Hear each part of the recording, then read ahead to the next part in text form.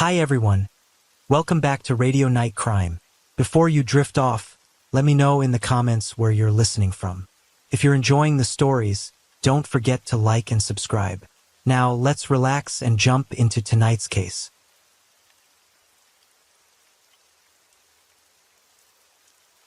Story 1. Burgle Marsh, England.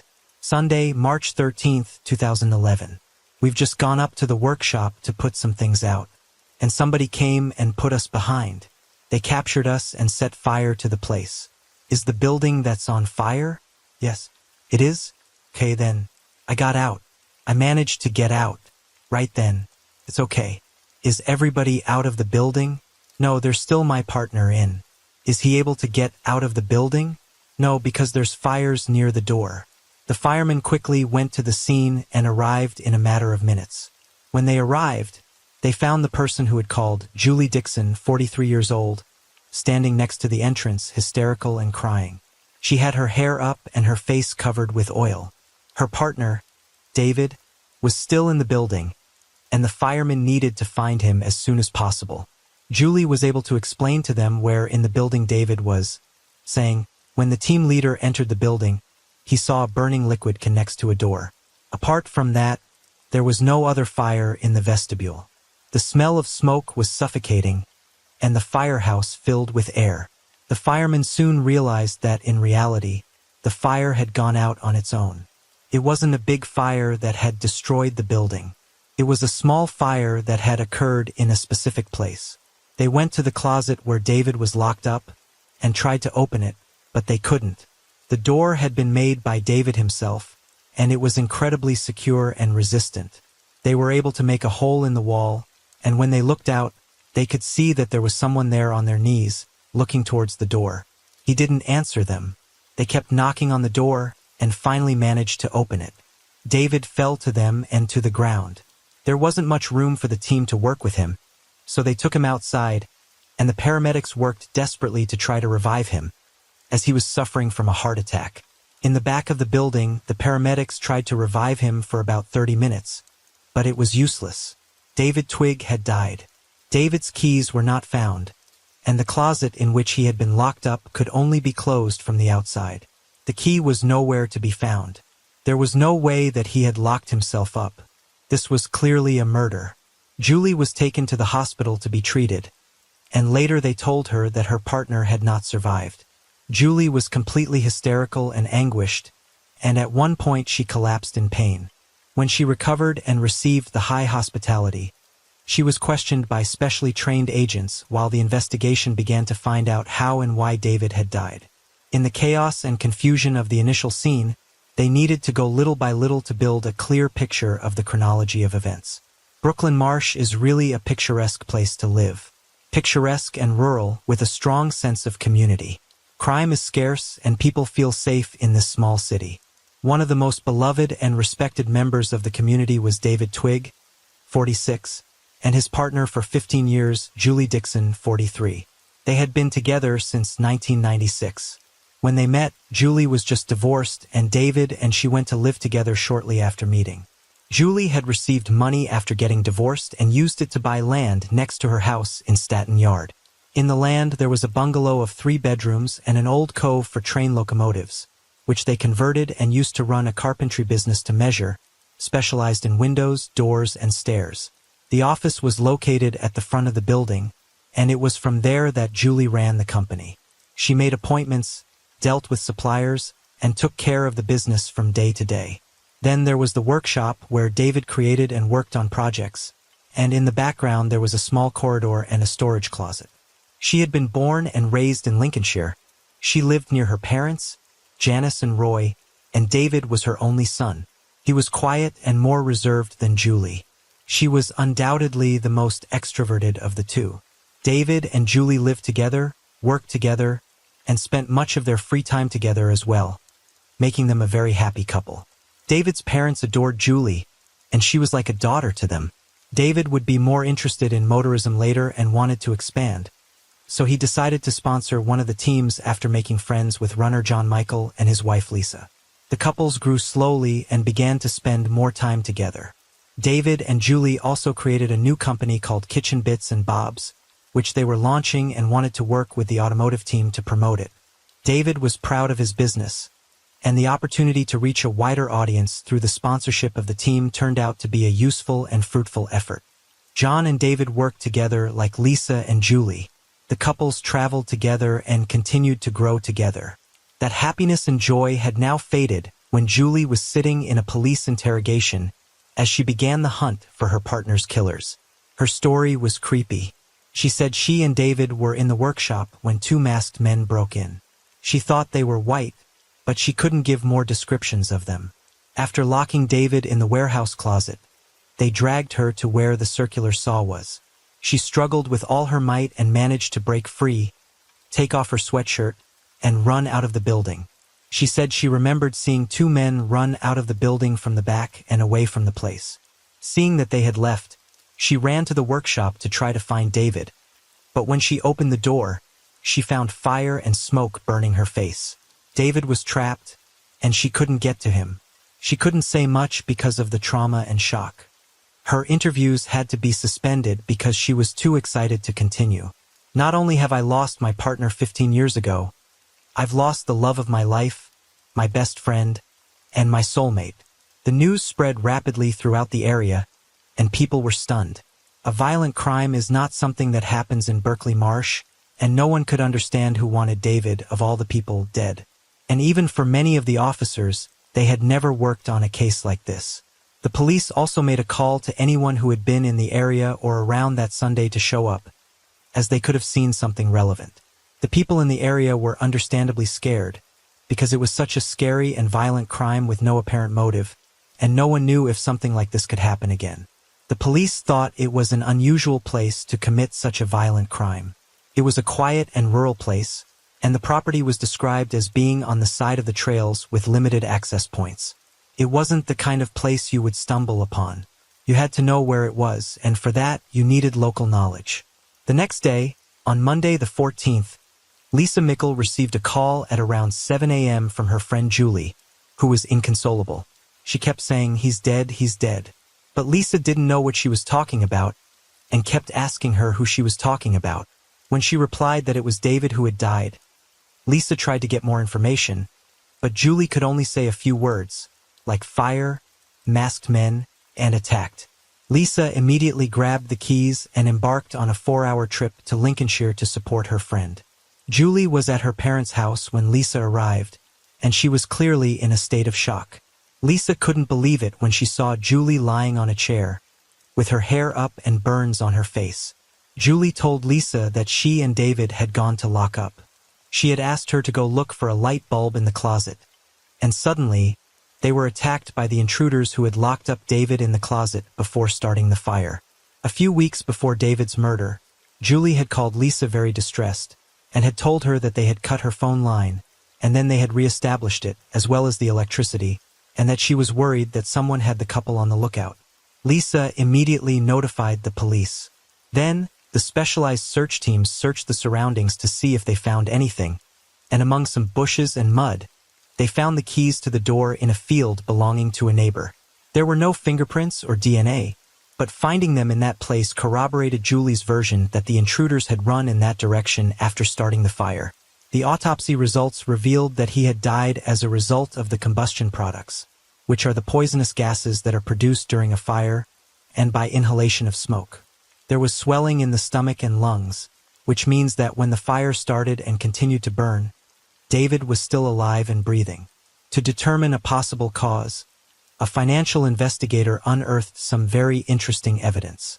The business had suffered great financial difficulties, and Julie had hidden this from David. She was in charge of the company's finances and administration, and she never told him about the growing debts that were accumulating rapidly. The financial investigator discovered that neither the creditors nor anyone from Hacienda had spoken to David during all this time. They had always spoken and dealt with Julie.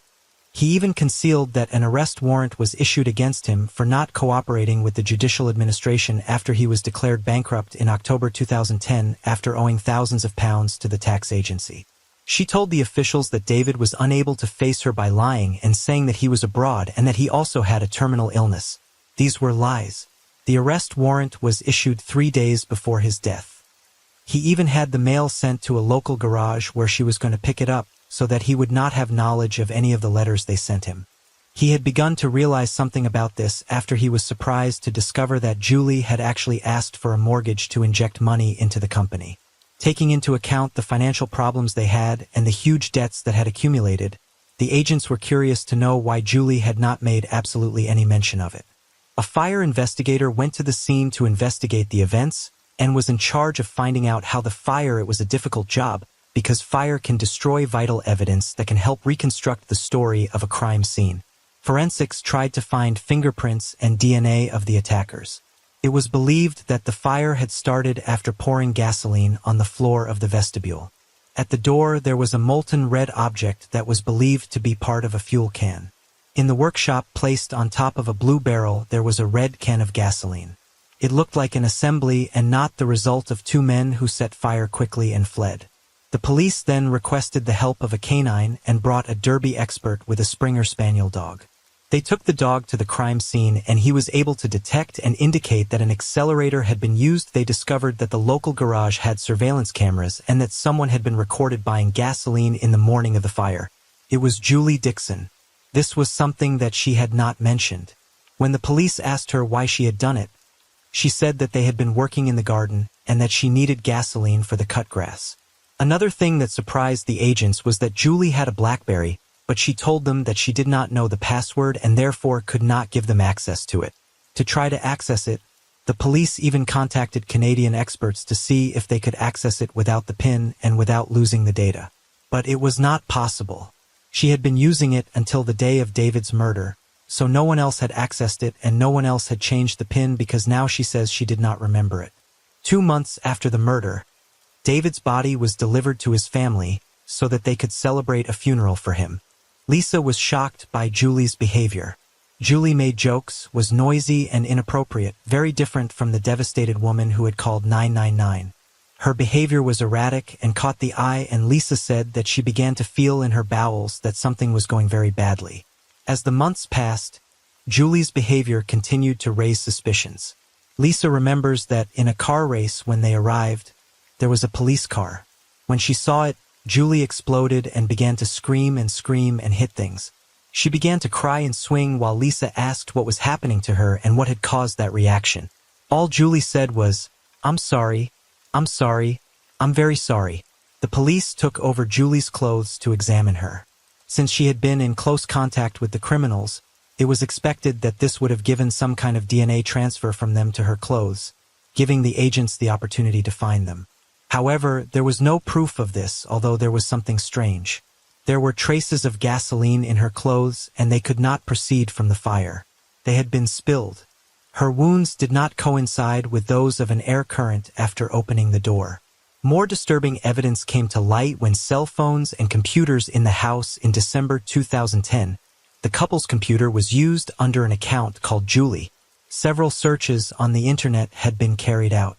What kills you and does not appear in the autopsy, and how can I hide pills in food? I have tried to hide pills in chocolate syrup, but they still do not work. The chocolate syrup had been ordered on the internet. Julie had collected and signed the delivery. She had also mentioned to her friends that she was not happy in her relationship and that she wanted to start a new life without him in between. This new information caused the agents who investigated David's death to see his call in 1999 under a totally new name. When he called, why his first information had not been that his partner was trapped in a building on fire. Why had he insisted so much on the intruders and where they had gotten into the workshop when the most vital was that David was still in there? Julie's story was breaking down. June 6, 2011, a suspect was arrested and taken to the Skegness police station to be interrogated. Julie Dixon, she went to the interview with her lawyer and the police gave her a prepared statement. In relation to the death of my partner David Twigg, she wanted to say the following. David and I decided that day to commit suicide together in the workshop. David poured gasoline that I had bought for the lawnmower. Then he said he grabbed the matches, lit a fire, and then he threw it on the gasoline. When the fire started and the flames spread, he panicked and ran away, leaving David locked up inside. He said he accepted that for my actions through our suicide pact I am responsible for David's death. I realized that in the midst of panic and fear I have deceived the police about what happened and I apologize for it. When he was asked to elaborate and provide more information, all he said was no comments. His friend John Mickle, Lisa's husband, refused to believe that it had been a suicide pact like many others. There was no evidence to suggest that David was unhappy, and much less that he intended to hurt himself. The police were running out of time to hold them without charges. They did not believe that it was a suicide pact. They believed that it was more than likely that she would try to divert the blame and not assume the responsibility of what she had done. So they spoke to the CPS, and it was decided that Julie Dixon would be charged with David's murder. This happened the next day on June 7th.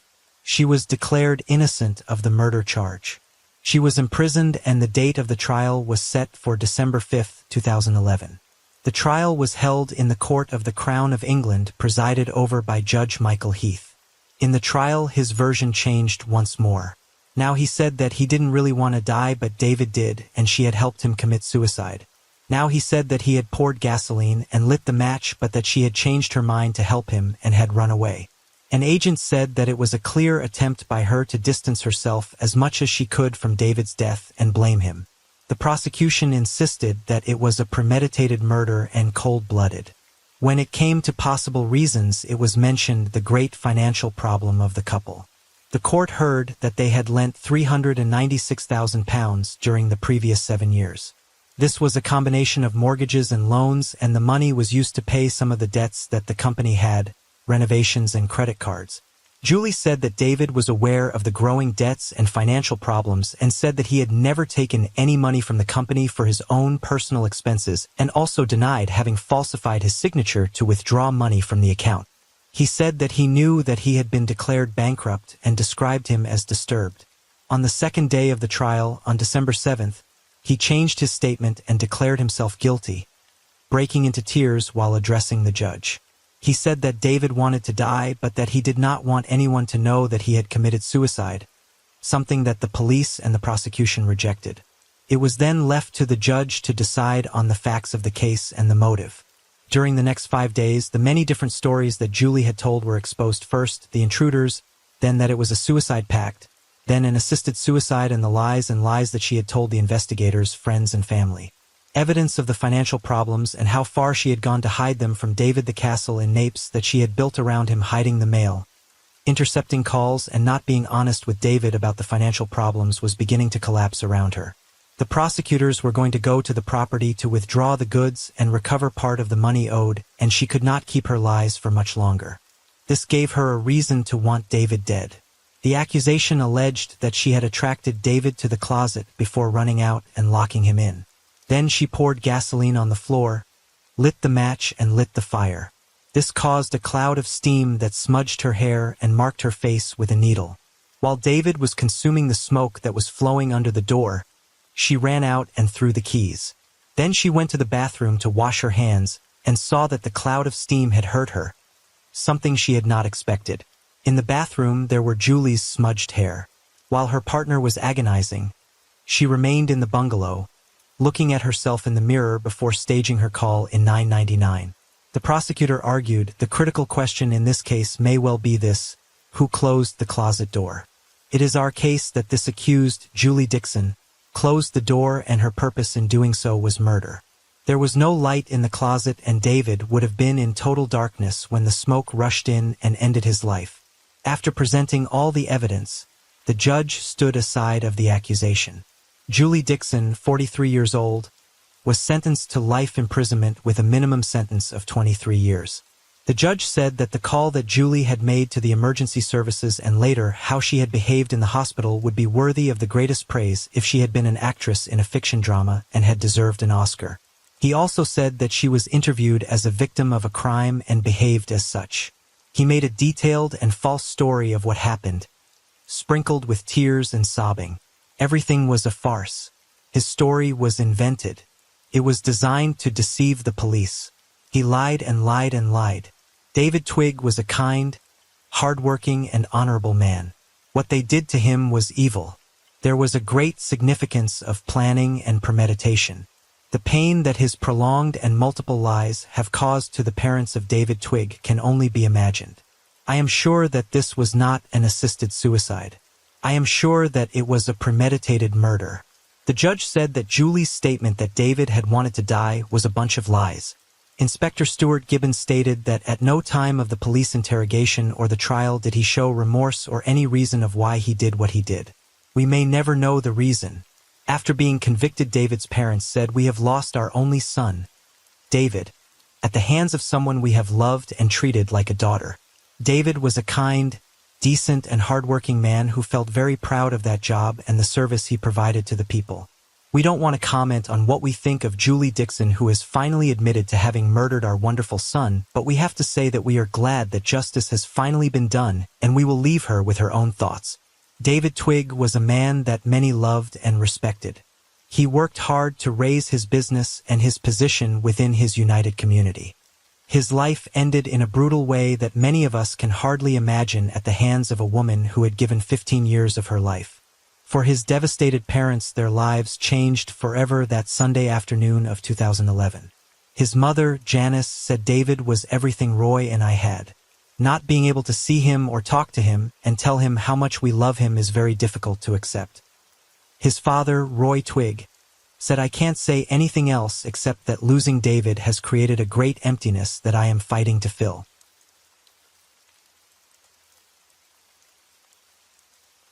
Story 2. I don't think he should have been let out at all. He played the sister, but I did predict that he would kill again. He was shot in the neck, in the arm, and in the left hand after being rolled over by the train. The 64-year-old man was quickly stabilized and transferred to the hospital. The police soon recognized his name and went directly to his apartment in Islington to try to find his closest relatives. And it was here that they found something absolutely shocking. There was a corpse of a woman in the living room. He had a belt around his neck and a hammer stained with blood nearby. They did not know that the man they had taken to the hospital was a serial killer and that his crimes had no precedent in the history of Great Britain. Angela Best, 51, was a devout mother of 4 children and a grandmother.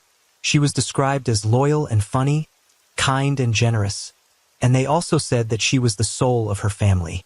He was the kind of person who would help anyone who needed him. He had moved from Manchester to Tottenham, London, where he had been living for years. In 1996, in a course by City and Giles on furniture restoration, he met a man named Theodore Johnson.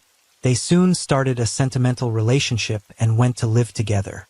But the relationship was not easy. Theodore showed controlling behaviors and physically abused Angela on more than one occasion, after she confronted him for her infidelity. In September 2016, after almost 20 years together, a fortuitous discovery would change everything. At home, Angela found a letter. It had been written by Theodore. The content of it was absolutely shocking.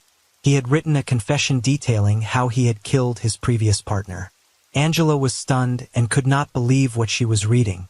He had been her companion for almost 2 decades, someone with whom she had shared so much and had been by her side. Knowing that she could not keep it to herself, she decided to confront him.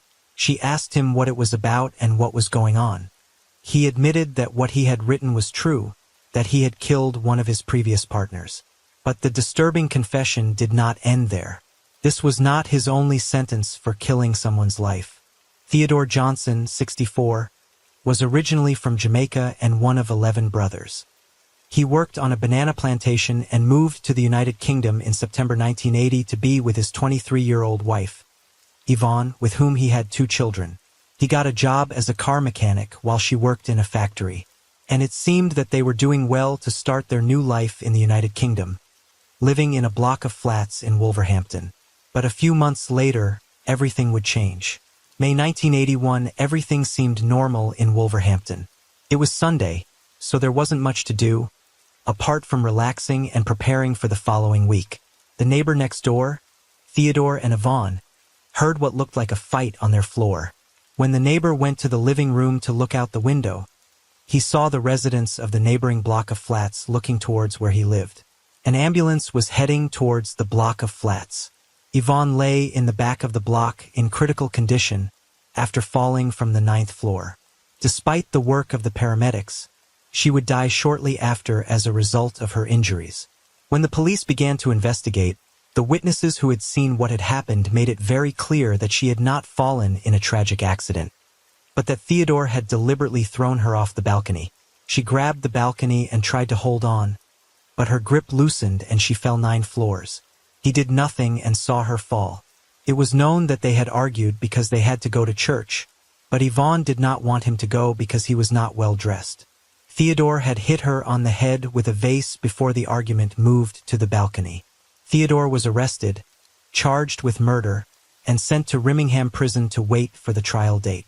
While he was in prison, he wrote to his neighbors telling them that Yvonne had been abusive and violent with him, and that he had gotten angry and had defended himself after an argument. He said he had used a vase to hit her on the head, and after the fight moved to the balcony, he had pushed her. Theodore knew that the guards read the correspondence that came in and out of his cell, and knew its content. He wanted to generate the image that he was the victim. Not only that, but if he could prove that he had been provoked, he could face a lesser charge of involuntary homicide. During the trial, his neighbors were never called to testify about their experience living next to Yvonne and Theodore, and they never heard any altercation or anything that supported Theodore's statement that he had been provoked. Theodore said that his wife scolded him to do the housework, something to which the judge referred in his sentence. A police officer would stand before the court and say that Theodore Johnson was the victim of domestic violence. The jury was convinced. He was convicted of homicide for provocation in November 1981 in the Stamford Crown Court. The judge said that Theodore was an abused husband and that Yvonne had been violent with him, hitting him with the broom. He served 3 years in prison. After leaving prison, he began another relationship with a woman named Yvonne Bennett, and they lived in Long Hill, Wolverhampton, and also had a daughter together. Janet, Yvonne's sister, was immediately disgusted with Theodore and described him as a controller, and Yvonne ended up moving to Holloway, London, to get away from him. Janet said, "Personally, we didn't get along well. We were arch-enemies. He was very controlling, one of the problems with my sister. I told her who to talk to and where to go. I tried to encourage her to leave him. She came back. That was the idea of going to London in the first place. She left him in Long Hill, but he followed her to London. She couldn't get rid of him. Neither she nor Yvonne knew about his previous sentence." Janet said that she learned from Theodore's family in Jamaica how violent he was, and that he had a sentence related to the death of his first wife. Janet said, "They told me to tell the police that this man was dangerous. I went to the authorities, but they ignored me. The neighbors said that he watched Yvonne very closely, that he was very controlling, and that they heard strong discussions between them. At least once they called the police. In addition to the violence, he also threatened to hurt himself to keep his partners under his control." Yvonne and Theodore ended up breaking up after he found out that she was dating another person. Instead of accepting that the relationship was over, Theodore began to harass her. Yvonne went to the Finsbury Park police to help her and get her out of the house they shared. Janet also went to London to try to help her sister and stayed there 3 weeks before leaving. A few days later, everything would change. September 1992, Theodore was back at 6 Acres State in Finsbury Park. Still refusing to leave her alone, he had tried to give her a box of chocolates to try to get her back, to which she refused. Then, while her 2-year-old daughter was sleeping nearby, Theodore strangled Yvonne with his belt. Then he called the police from a telephone booth to confess what he had done. In a matter of minutes, the police arrived at the scene and found the girl crying, desperate, a few feet from her mother's body. Theodore then tried to end his life in a Barnet Park without succeeding. Some investigators believe that this attack against his life was not genuine, driven by regret for what he had done, but rather an attempt to present himself as a victim and be emotionally manipulative. Theodore was arrested again and charged with murder. When police officers investigated his criminal history, they were stunned to discover that he had a previous conviction in relation to the death of another intimate partner. The investigators' agents trusted they could achieve a murder conviction, so they asked the legal personnel to go to the Old Bailey court, since Theodore was going to plead guilty. Medical reports were presented, and the prosecution admitted that he suffered a personality disorder and depression, evidenced by the attack against his own life. In March 1993, he pleaded guilty to murder for a reduced responsibility. Subsequently, he was imposed an indefinite hospitalization order with restrictions in virtue of Articles 37 and 41 of the Mental Health Law after appearing before the Old Bailey Court. The judge stated that Theodore was not a violent man. In September of the following year, he left the hospital for the first time on parole with an escort. The relatives of Yvonne Bennett, stunned, saw him on one occasion with a staff member. They could not believe that he was already allowed to leave the hospital, nor did the police, who had investigated the death of Yvonne Bennett. In mid-1995, they allowed him to enroll in a course by C. Jan Gills on furniture restoration, which gave him 2 days a week without an escort. After talking to the staff of the hospital, he said that there was no danger to the public. A man who had killed 2 people could leave the hospital after a few years. A convicted murderer would be allowed to leave without an escort twice, and the staff had no idea what he was doing. It was in this course that he met Angela Best. She had no idea of his criminal history. On May 10, 1996, she requested the high condition of the hospital, which was denied to her. After a mental health court held on October 30, 1997, he was dismissed on the condition that he inform social workers and doctors of any new relationship he maintained. They visited him often at his home and prepared a report for the Department of Justice every 3 months. The court noted that Theodore was aware that all his future relationships with any woman should be treated with extreme caution, given his background. However, he continued to lie about his relationships. He had been dating Angela for a year. The staff was not aware of the situation, and he continued to lie for 20 years.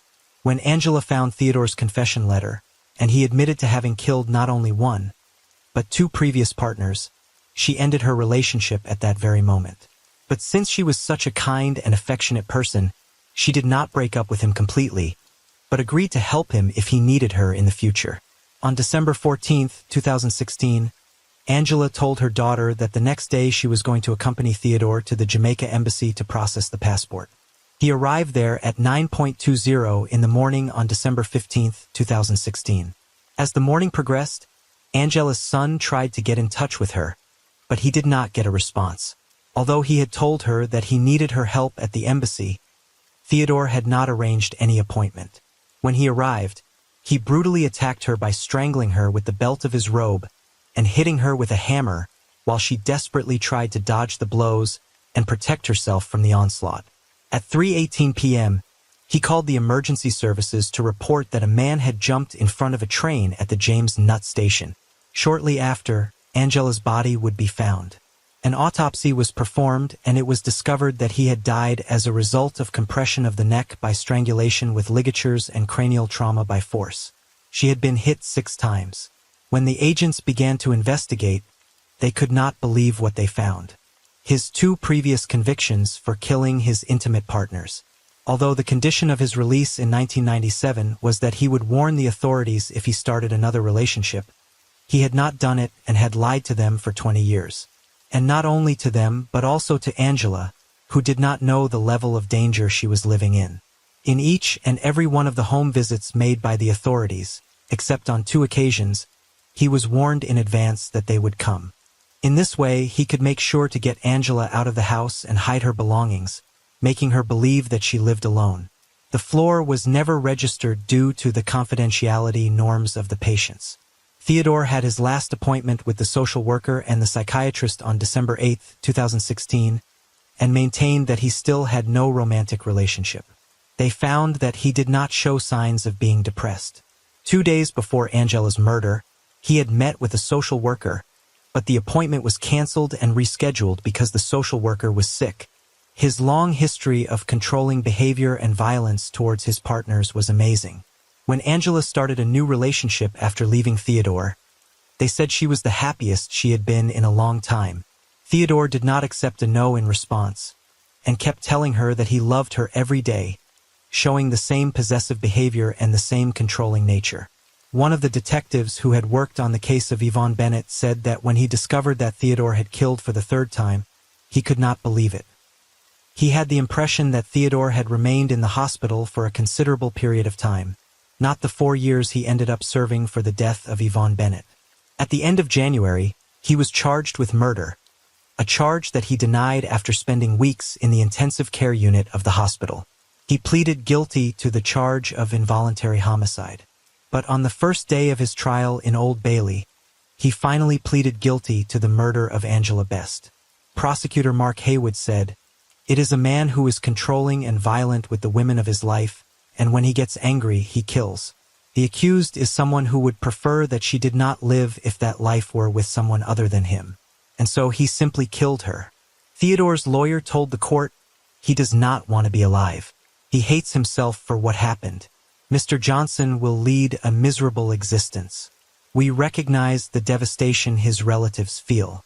His lawyer also argued that the decision to execute him, adopted by the Mental Health Court in October 1997, had been erroneous, as it depended on him being honest about his relationships. He was sentenced to life imprisonment with a minimum sentence of 26 years for a murder that was described as brutal and ruthless. Judge Richard Marks said, "His attack on Angela Best was sustained, ruthless, and totally brutal. He suffered an unimaginably terrible death." He also said that his repeated lies caused the authorities not to have the opportunity to inform Angela about her past. After the sentence, he tried to get up and leave the bench of the accused, but he was shaking too much and had to be escorted to his wheelchair. Angela's sister made a statement outside the court. "Angela has children and grandchildren whom she doted on and loved dearly.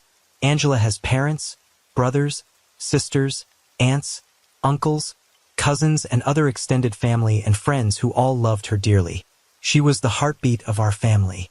By eventually pleading guilty to murder after 12 months since his arrest and subjecting our family to unnecessary additional trauma, he has shown in all cases he was clearly of sound mind. His son Raphael also paid homage to his mother, saying, "He was the kind of person who always struggled to help people. And unfortunately, that was the reason he found death. He said his death was driving me crazy little by little. It makes me feel 10 times worse when I think of the good person my mother was." His other son Fabian said he hated life now and that his mother was the only person who really understood him. After his sentence, the Camden and Islington NHS Trust said that as they had been in charge of taking care of Theodore while he was away and had been doing so since 2004, they would give a complete and independent report to Angela's family that included the conditions with which he was released in 1997. The forensic scientist concluded that Angela could have lived if the health workers had known that he was in a relationship with her. They could have told her about his past and what he had done to his previous partners. The sister of Theodore's second victim, Yvonne Bennett, said she was amazed by what was discovered in the investigation and believed that if Theodore had spent more time in jail after killing his first wife, he could have saved his sister's life. Theodore appealed his sentence and it reached the appeal court, where his sentence was increased to a minimum of 30 years for considering it inadequately indulgent. He will have more than 90 years before he is granted parole, so it is very likely that he will die in prison. When all the information about Theodore Johnson came to light, people got very angry. One of Theodore's former health workers would say later in an interview that he should never have been released. Theodore Johnson is a serial killer responsible for the death of 3 women. 3 women who had hopes, dreams, things to see and do, and children who adored them. To know that so many opportunities were lost that could have saved lives is frankly frightening. The devastation caused by his actions may be the summary of his life. Yvonne Bennett's sister, Janet, said, "She totally destroyed our family. She was a big part of our family. Nothing was done to protect my sister." The sister of Angela, Valerie, echoed the same sentiment. Angela was a truly beautiful, kind, affectionate, wonderful, fun, youthful, generous, and loyal person, the life and soul of our family unit. Our daily lives have been affected in all imaginable ways. We, as a family, are completely destroyed and broken by the horrible, meaningless, and selfish actions of another person.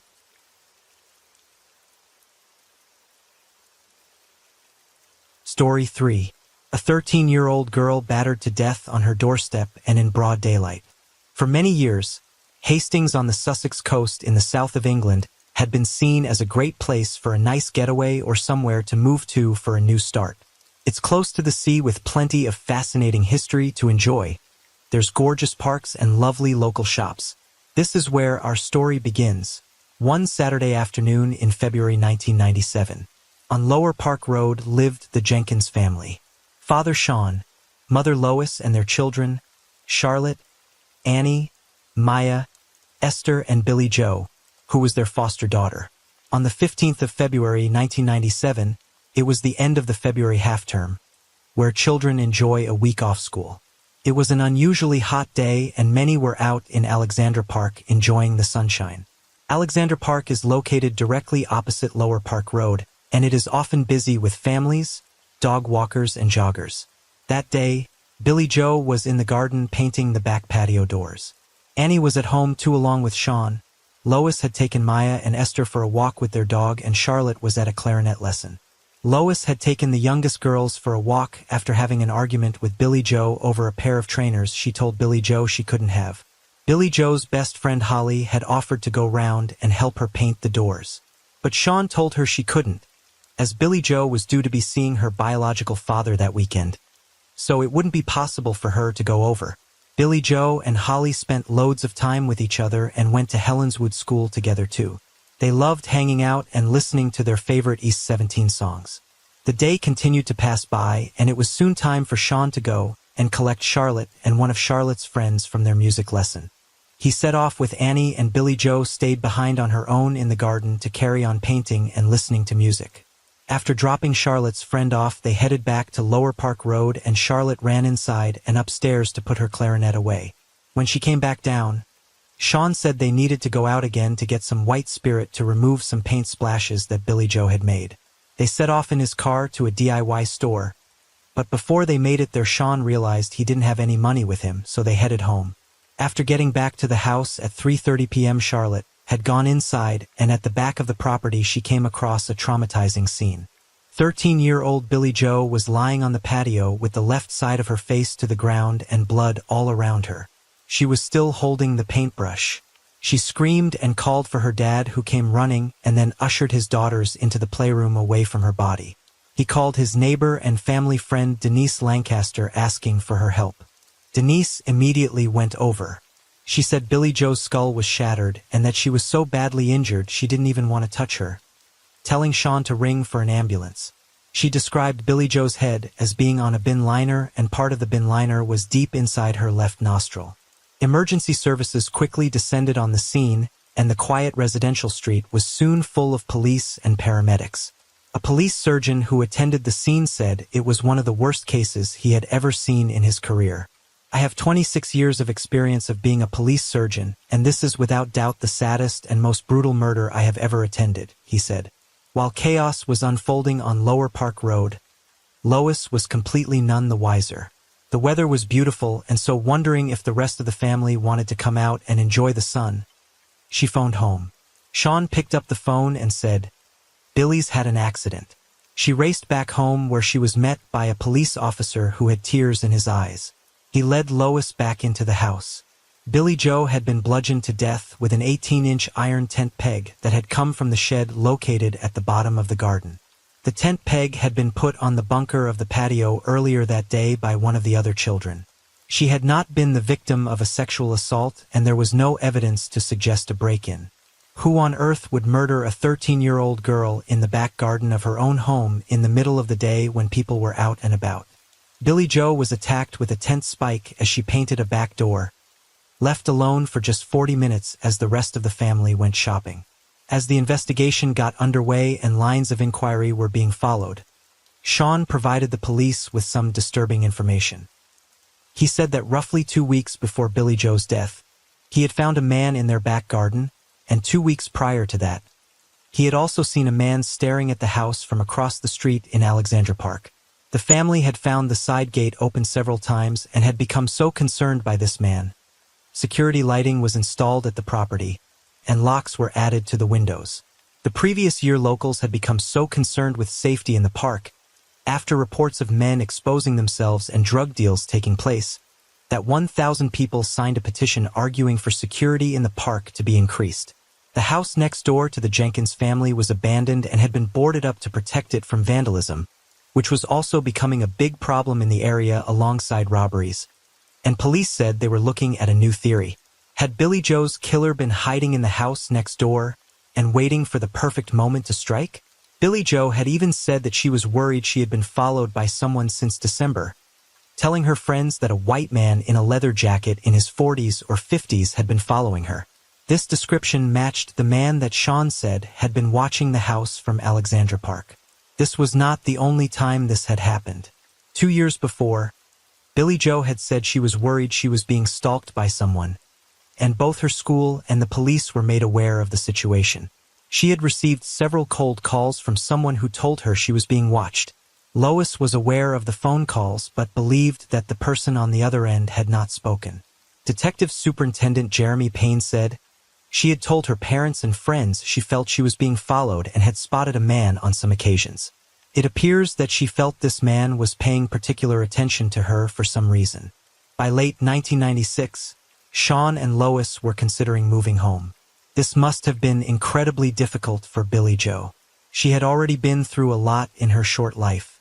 Billy Joe Margaret Jenkins was born on March 29, 1983 in East London to parents Deborah and Bill Jenkins. At the age of 9, Billy Joe was placed in foster care as her mother had not been able to cope and her father had gone to prison. Her mother said she had placed her children in foster care due to her husband's violence. It was in a newspaper advert in 1992 that Sean and Lois Jenkins, who coincidentally shared the same surname, answered the call for foster parents. Newham Social Services visited and placed a 9-year-old girl with them, Billy Joe Jenkins, and her 13-year-old brother Daryl. Daryl left the foster family a few months later, but Billy Joe stayed. Sean worked in education and Lois was a social worker, so it seemed to be a great fit for Billy Joe. In 1993, they moved to Hastings from London after Sean got a job at William Parker School for Boys and they settled into a house on Lower Park Road. The stability and security seemed to be perfect for Billy Joe. Lois and Sean had met at a charity event in London in 1982 while he was working as a supply teacher, and they married in Dorset in December the same year. 2 years later, they welcomed their first daughter and then had 3 more, in 1986, 1988, and 1989. After being with the family for several years, Sean and Lois eventually became her legal guardians. It wasn't always easy for Billy Joe or her foster family. Foster care can be an unsettling and traumatic experience for many children, and these complexities often require deep empathy, patience, and understanding on behalf of those who care for them. But Billy Joe was still a bright and lively young girl who worked hard and was well liked amongst her peers. As one of her neighbors later said, Billy Joe was a young lady in the old-fashioned sense of the word. It was rare to meet a young girl with such manners. It was a life that was so full of promise and hope, a life that had been cruelly and violently snatched away in a shocking act of brutality. A post-mortem was carried out, and it was discovered that, in the ferocity of the attack, her skull had been split. She had been attacked from behind and hit at least 5 times. Whoever had done this was clearly a dangerous offender, and the police needed to bring them to justice. One person the police were looking at was a local man known only as Mr. B. He was described as a white man, 5'10" with fair hair and some sort of scar or birthmark on his face. He was seen carrying a baguette and a plastic bag from the shop Safeway. While the investigation continued, the police knew they needed more. So, on the 18th of February, the police asked Sean to appeal to the public for any information relating to the case. Lois appeared with him and struggled to contain her devastation. Sean read the following prepared statement. As a family, we are totally devastated. We do not understand why or what the motive was, but we are working closely with the police in the hope that the killer will be found and that we can eventually piece our lives back together over the coming years. As parents, our sadness drives us to work closely with the police to find her killer. We therefore appeal to anyone who thinks they have any information about this crime to contact the police. He also spoke about the alleged prowlers in the area. As a family, we have felt uneasy about prowlers. On one occasion, I was looking out of the back window and I thought I saw movement. I switched on the security light and got a fleeting glimpse of somebody moving about. Another time, I saw somebody in the park staring at the house. Sean and Lois' daughter Charlotte also told the police that when they had left to go to the DIY shop, the back gate was closed. When they returned, she said it was open. 9 days later, An arrest was made. A man was taken into custody, and he had even tried to strangle the arresting officer. It was Mr. B. On the day of Billy Joe's murder, Mr. B had what was referred to as a rather confused conversation with someone who owned a nearby guest house. He had rang the bell and asked for accommodation, and the owner said it was clear that this man had mental health issues and suggested he would be able to find accommodation in the town center. The route that he pointed him in would have meant he walked past the Jenkins home. His behavior in custody also caused great concern. At one point, he was found in a fetal position with part of a plastic bag shoved into one of his nostrils, as he believed he had to block the body openings to stop germs from getting in. When Billy Joe was found, part of a plastic bin bag had been lodged in one of her nostrils. More plastic was also found in his underwear. However, he was soon released from custody and into secure psychiatric care, and was ruled out as several witnesses had placed him at least 15 minutes away from the house on Lower Park Road. There was also no forensic evidence to link him to the crime. Another man was arrested a few days later, but he too was ruled out and released. Soon there would be a development that would leave people stunned. Sean Jenkins was arrested and taken into custody on suspicion of murdering his foster daughter.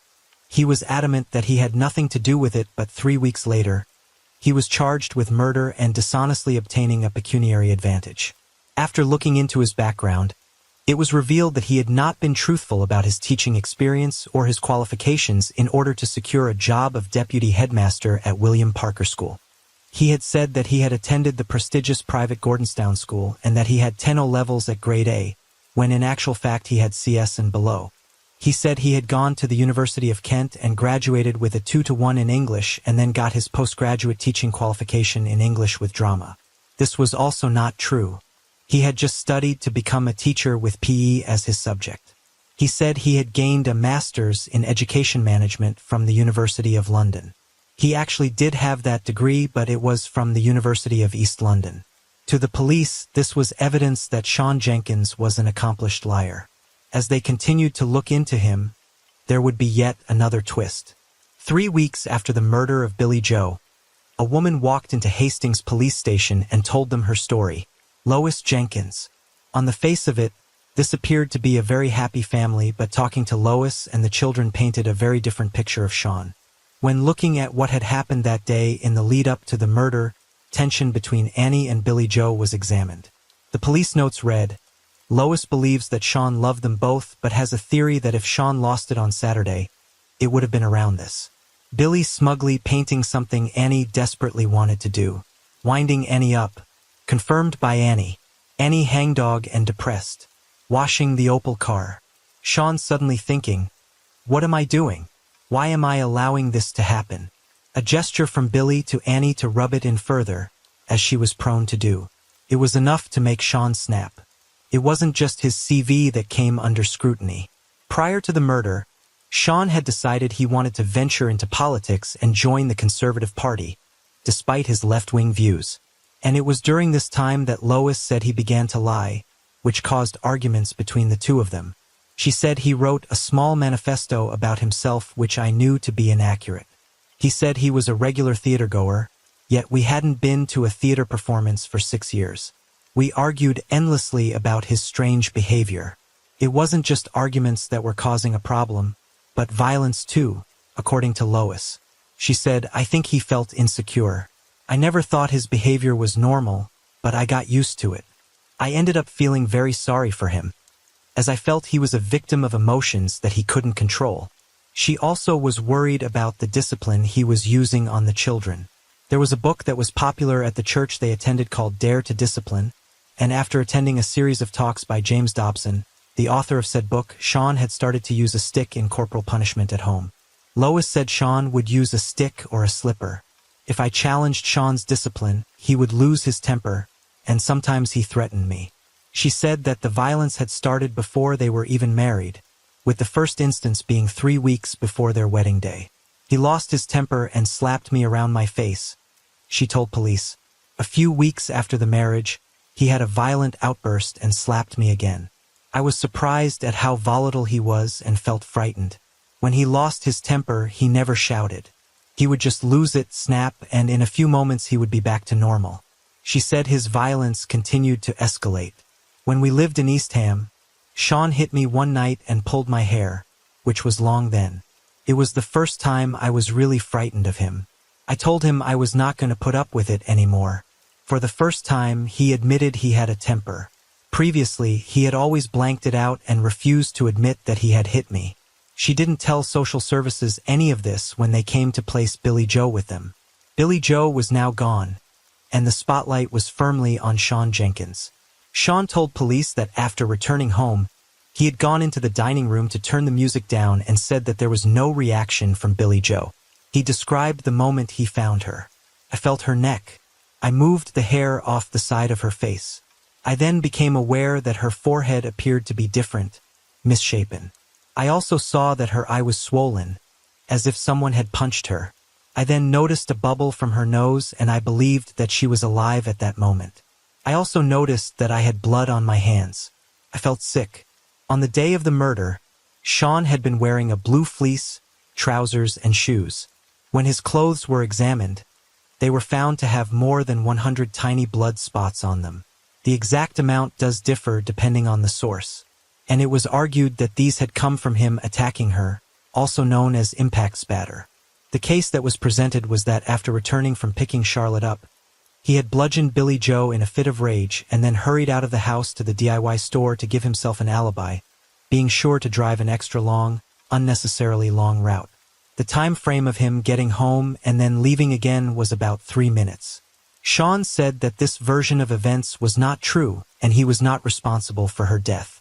There were several aspects of Sean's behavior which had struck the investigators as strange.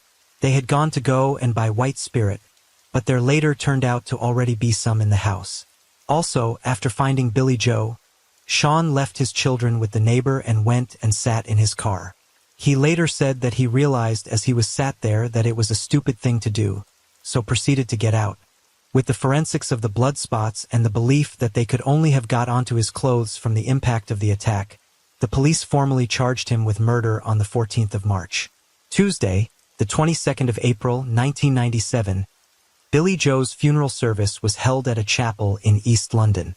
A horse-drawn carriage transported her coffin, and behind it walked nearly 300 people, holding onto each other for support and comfort. Many people had traveled from Hastings to be there. Just before the service was due to start, Lois arrived with her 4 daughters and Billy Joe's mother, Deborah, froze. She had specifically asked her to stay away from the service. Deborah then ran out of the service in tears, followed by her partner. They drove away and missed both the service and the burial. Sean was on bail at the time but did not go to the funeral. June 1998. It was now time for Sean Jenkins to go on trial, and the media interest in the trial would be huge.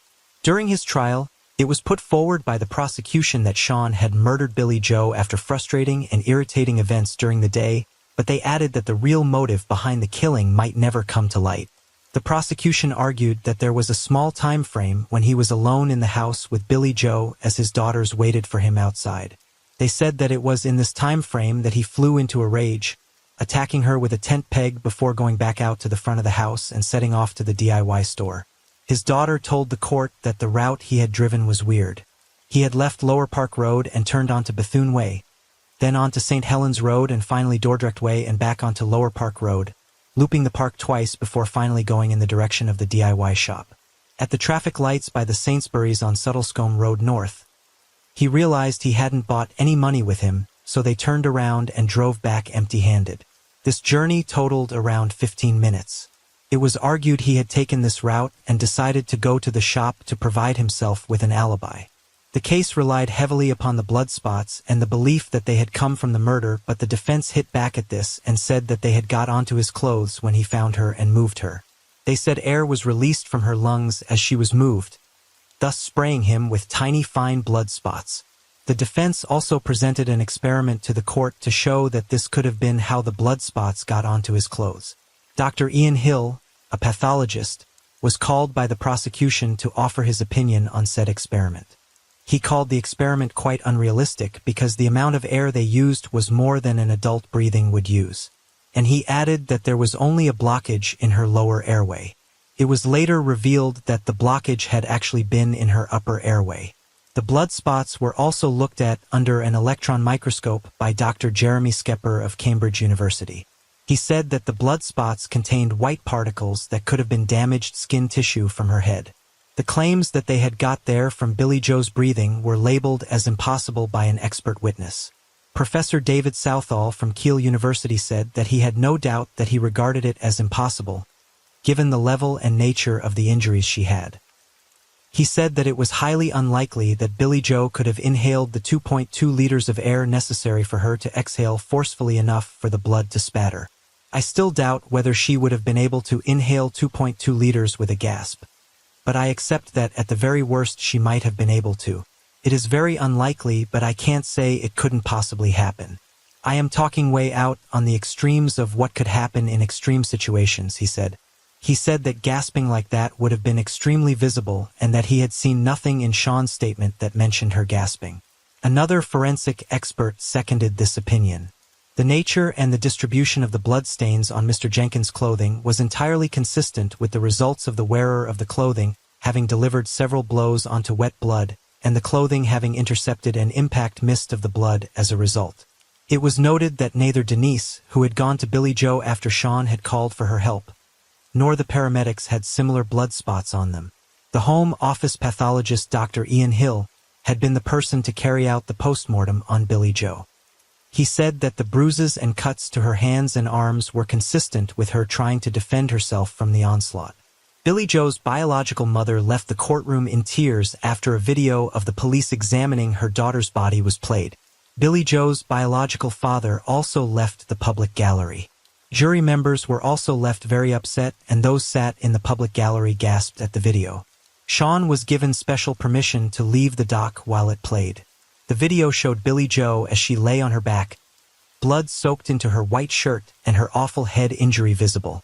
It was now time for Sean to give evidence. He said that he had panicked when he found her body and explained that he went to call for an ambulance, but as he did the phone had started to ring. He said he picked up the phone and slammed it down to stop it. I didn't want to speak to anyone, I just panicked, he said. When asked how he helped Billie Joe, he told the court, I went down to her and whispered to her gently, and I don't know what I did next. He was asked by the prosecutor why he chose to use that phone and not the one close to her body. He replied, because the girls were screaming and screeching and crying and I wanted to be near them. I wasn't sure whether there was somebody else in the house and I didn't want to leave the girls. I didn't make a rational decision.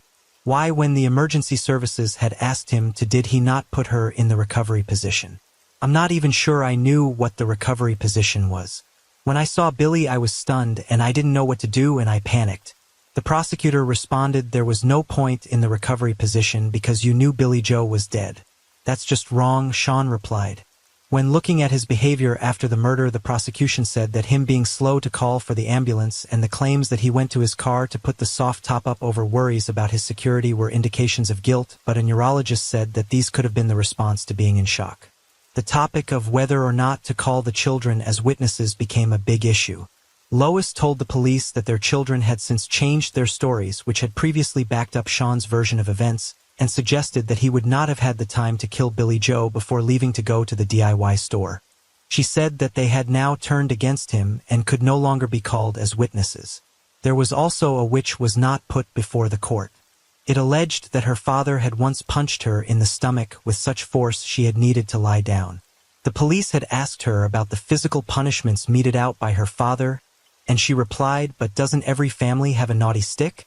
The jury also did not hear Lois's testimony, as she did not appear for either the prosecution or the defense. The trial would last for 19 days and 15 witnesses would be called, including psychiatrists and forensic experts. The jury would deliberate for 2 days, and on the second day the judge told them he would accept a majority verdict of 10-2. They then came back with a unanimous one. Sean Jenkins was convicted of the murder of Billie Joe and sentenced to life in prison. The guilty verdict prompted shouts of yes from the public gallery. Mr. Justice Gage told him that he had been convicted on the back of what he called compelling evidence. By any standards, this is a horrendous crime. The fact you committed this crime, the circumstances in which it was committed and the way in which it was committed, lead me to conclude that you are a very considerable danger to the community. There is only one sentence.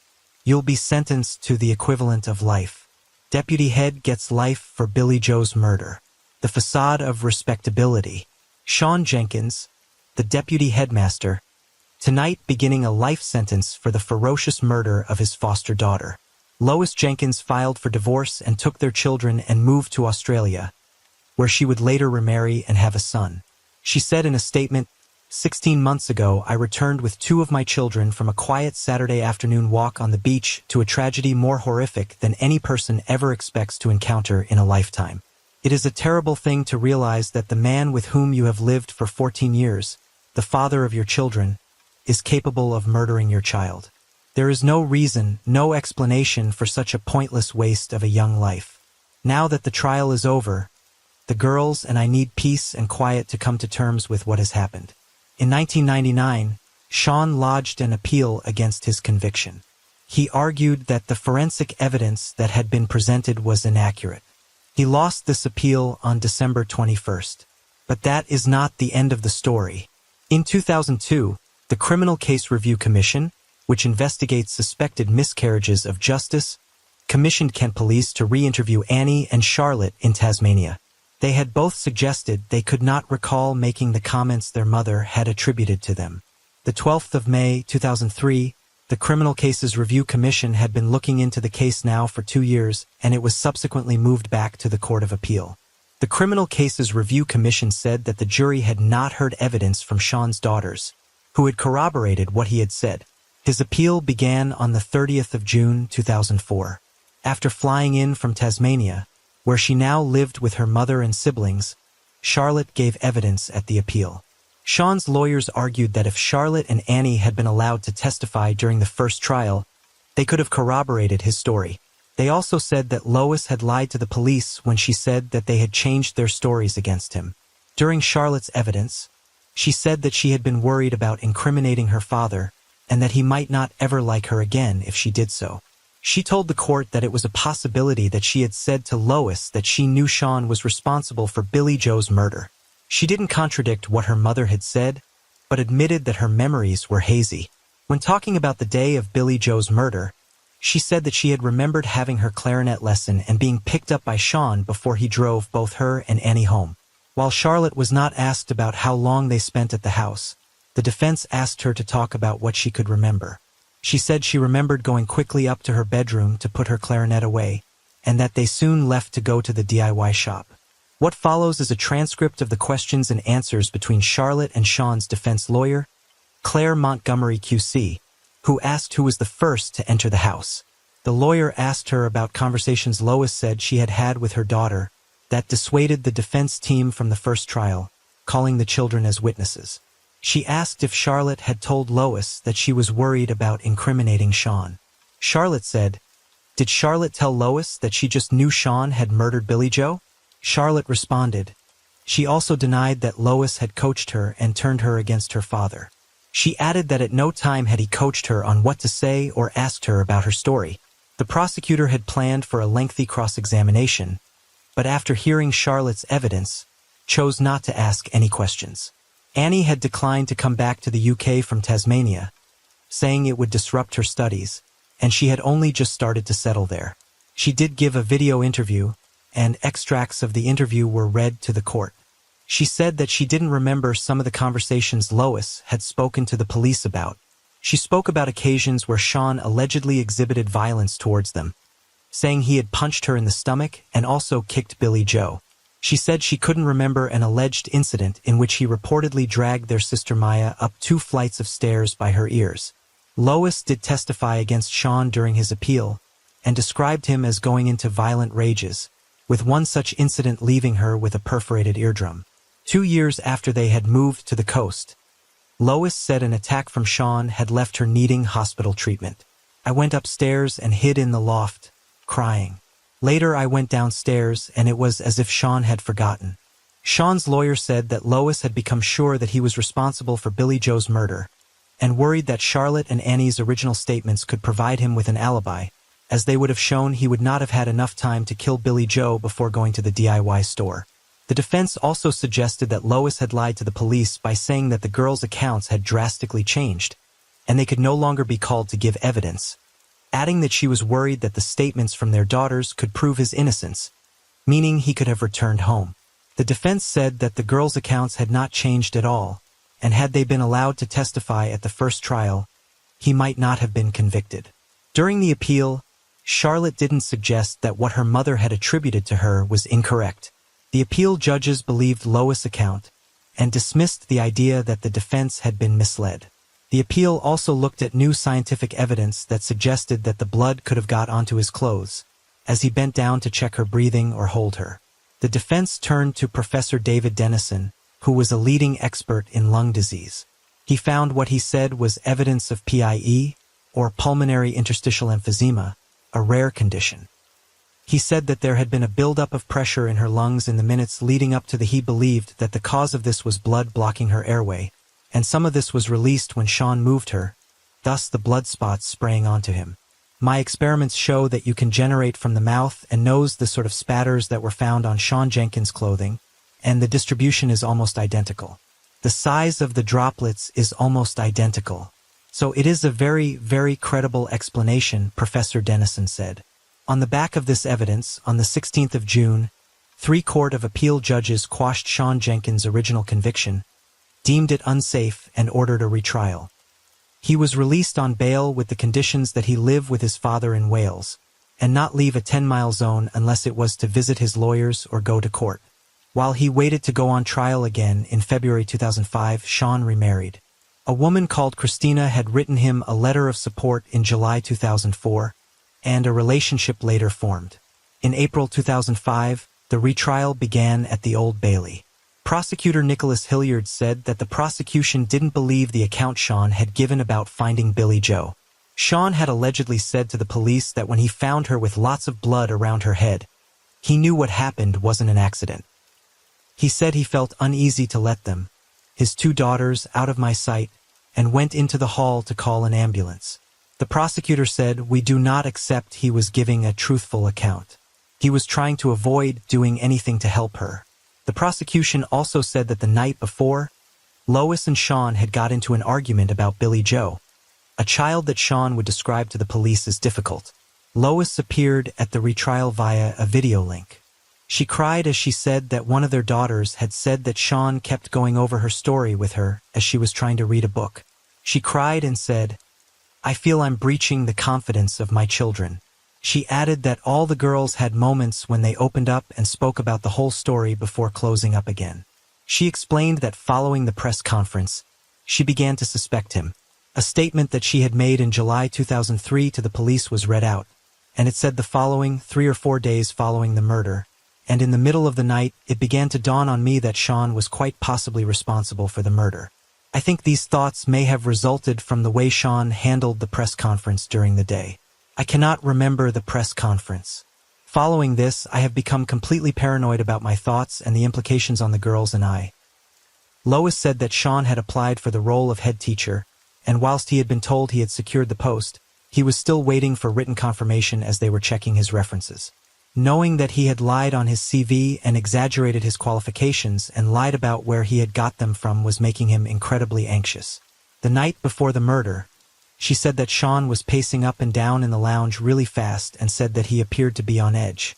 One of the people to testify at the retrial was Denise Lancaster, the friend that Sean had called to help Billie Jo. She said, "I could see Billie lying down on the floor with her head to one side and her hand was up near her face. The rest of her body was flat to the ground. Her legs were together in a very strange position, I felt. She looked as if she was asleep. I bent down and touched her hand and touched her cheek. I had an overwhelming sense of it not being something I could do to put her in a recovery position, which had been my general idea. She seemed too injured for me to really touch." After telling Sean to ring for an ambulance and getting a towel for Billie Jo's wounds, she returned to the patio. I looked more closely and saw her head was completely shattered. It was devastating. The only thing moving was the blood flowing from her nose. It was a slow trickle. The right side of her face was remarkably undamaged. Denise told the court that Sean had been wearing the blue fleece that day and that he had later left it at her house when the family had gone over. I picked up the fleece and Lois said to Sean, "Your coat." He said he didn't want it and she said, "It's freezing out there. Take your coat." Denise then said she had been with Lois when the police told her about the blood spots on his clothes. She said to me, "Why did Sean kill Billy? If he was ever going to kill anyone, I am sure he would kill me." One issue that needed to be addressed was motive. During his cross-examination, it was put forward that he had killed her after she had failed to turn the music down. "You attacked her in a terrible temper in a matter of seconds," the prosecutor said. "No, I didn't attack Billy. I didn't pick up the tent peg. There was no argument whatsoever. When you left Billy, she was almost dead, wasn't she?" "No, Billy was not dead. Billy was alive and Billy was well." The court heard that Sean had what was called a peculiar look on his face as he rushed down the steps of the house and told Charlotte and Annie to get into the car. As part of the proceedings, the jury visited the house on Lower Park Road and then did the route that Sean drove that day to the DIY shop, the route that looped around the park, the route that seemed needlessly long. Throughout the retrial, the forensic evidence that had been presented during Sean's first trial was heavily scrutinized. Experts in forensics told the court that it was possible for the blood spots to get onto his clothes as he held her while she lay dying. Key witnesses at the retrial, Robert Schroeder, an emeritus professor at Imperial College London, would talk about the traces of other things in the blood spatter like metal and bone. He said, "Whatever blood came out of Billy Joe's mouth would have been contaminated, so to find microscopic traces of paint or bone or metal does not change anything. The paint and metal could have come in blood running down her head into her mouth. The truth is that the scientific evidence is minimal, and the idea that Mr. Jenkins could have done what was alleged in the time he had and then gone straight out with his daughters in the car is hard to believe." The retrial would last for 3 months, and it was soon time for the jury to deliberate. Media interest was at a fever pitch. Then came the breaking news. They had failed to reach a verdict. They were discharged and a second retrial was ordered. Before the second retrial, Dr. Skepper, who had examined the blood spots during the first trial, said that fragments of metal, paint, and bone could also be present in the blood spots, but the judge ruled it inadmissible as it was submitted too late. A senior prosecution source said this evidence about the bone in the blood was completely new, and we are extremely disappointed that it did not go before the jury. When preparing for the second retrial, something new and very interesting would come out. Sean Jenkins had said that he had seen a man dressed smartly in the hallway of the family home when the ambulance arrived. It was someone he assumed was a police officer. He said, "I have stood face to face with him. I have spoken with him. I know what he looks like and I remember his mannerisms. He wore a dark navy or possibly dark olive overcoat and was smartly dressed. I could see he was wearing a tie. He had highly polished shoes. It was this fact that reassured me he was a police officer." The man was standing in the hall. I turned around and looked at him. He said, "She's going to be okay," then left me staring at the door to the dining room. I honestly believe this man is responsible for my daughter's murder. I believe he killed her in cold blood for reasons that I can only speculate and surmise. He said that he believed this man had been hiding in the dining room before coming out into the hallway. Denise Lancaster, who went round after Sean called for her help, said that she thought this mystery man was a fiction. When asked in an interview why this hadn't been mentioned before, he said, "I did mention him in my original witness statement. For years the police didn't challenge this, the idea that this man was a police officer, and for years Sean said he believed this to be true." In 2005, when preparing for his second trial, Sean asked the CPS for the statements of all of the officers who had been to the house that day. There was only one that could not be accounted for, the man from the hallway. In spite of this new development, the second retrial of Sean Jenkins began on the 31st of October 2005. The prosecution laid out their case again. They said that the person who had murdered Billy Joe Jenkins was not the mystery man in the hallway. They said it was Sean. It does not take a moment to hit someone with an iron bar, and not many more to hit them several forceful blows. If she did not die instantly, she could not have lived more than a few minutes. It's a mercy she was unconscious, the prosecution said. He added that Sean's story had been inconsistent as to whether or not he had actually gone into the house before going to the DIY store or not. During these proceedings, Sean admitted to being physical with Billy Joe, slapping her in the face on one occasion. He said, "I heard a noise upstairs, so I went up. and Billy was pulling heads off dolls. His daughter Esther was upset and asked her to stop, and Billy Joe swore at her and pulled her hair.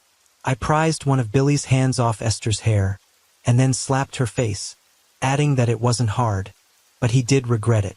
He described the second occasion as being when Lois was talking to Billy Joe, and Billy Joe refused to look at her. He said, I turned Billy's face gently towards Lois and said, "Look at your mother." He denied that he had kicked Billy Joe's sprained ankle during a holiday in France in the year before her murder, but a family friend, Peter Gamester, told the court that Sean definitely did. He said that he had been annoyed that she had hurt herself, allegedly saying to her, "You are always hurting yourself when I go away, every time there is something wrong." Peter added, "There is no such thing as a playful kick. It was a proper, aggressive kick." He was furious. He was angry. Videos of interviews with Billy Joe's friends taken shortly after her murder were played to the court, where they said that Billy Joe had told them that Sean had been violent towards her. One of her friends, Laura, said that Billy Joe had come into school with blood on her face, saying she got punched in her nose by her dad. There was blood on her shirt and blood around her mouth. She said on a separate occasion that Billy Joe had bruises on her arms and legs and reportedly said, "You can guess what happened." Her friend Holly spoke of another occasion in which Billy Joe had told Sean to leave their dog, Buster, alone. She said he pinned her up against the door and scratched her face. She said Sean just lost his temper. Her friends said that Billy Joe had been worried that if she made a complaint, her foster parents would lose their jobs. The shocking allegations did not stop there. It was stated that Lois had told police back then that one of their daughters felt Sean preferred Billy Joe to her and that Billy Joe, quote, flirted with him. Lois would later say, "I don't recall her saying it in that situation, but there was a whole guilty thing and that was a part of it, but I don't recall her telling me that specifically." The prosecution characterized Sean Jenkins as a bully, someone who lied repeatedly and murdered Billy Joe in a fit of rage. The defense hit back and said that Sean was a caring man who was the victim of poor forensic evidence and very bad luck. After deliberating for 39 hours over 8 days, the jury once again failed to reach a verdict. The prosecution agreed that it would not call for a third retrial, and the judge recorded the verdict as not guilty on the 9th of February 2006. Sean Jenkins was formally acquitted of murder. Lois' testimony about domestic abuse was only revealed after his acquittal and a court order was lifted. This testimony was not presented to any of the 3 juries from his first trial and his 2 retrials. In spite of changes being made to the law in 2003 to allow the admission of evidence of a defendant's character to be presented, Lois had also made a claim that Sean had had a sexual relationship with a teenage girl who allegedly bore a striking resemblance to Billy Joe. This was ruled as inadmissible. Even though Billy Joe's biological father Bill was battling throat cancer, he had attended all the proceedings, and after Sean was formally acquitted, he spoke on radio and said that allegations of domestic abuse against Sean should have been heard. He said, "I do feel regrets. I should have been a better father. Obviously, I'm not proud of the things I've done in my past. I feel if I'd been a better father, then perhaps Billy Joe may still be alive today. But I'm not holding myself to what happened to my daughter. There's only one person I hold responsible." Sadly, Bill would pass away a few months later. Sean Jenkins was now a free man. As he sat outside court following his acquittal, 2 women came up to him and began punching him and kicking him, later revealed to be Billy Joe's aunts. One of them said they would launch a civil case against Sean, as the judge had refused to allow the scientific evidence that the blood spots on his clothes contained fragments of Billy Joe's bone. She said, "We will see him again in court. This is not the end." Outside the Old Bailey stood Sean Jenkins. Billy Joe's murderer has escaped detection because of the dreadful errors in the police investigation and their single-minded and desperate determination to convict me at all costs. The police who have been in charge of the inquiry have been willfully blind and incompetent. The investigation was enormous, with many lines of inquiry and 700 statements being taken by the police. Across the 3 trials of Sean Jenkins, the jury spent 36 days deliberating, and it was now all over.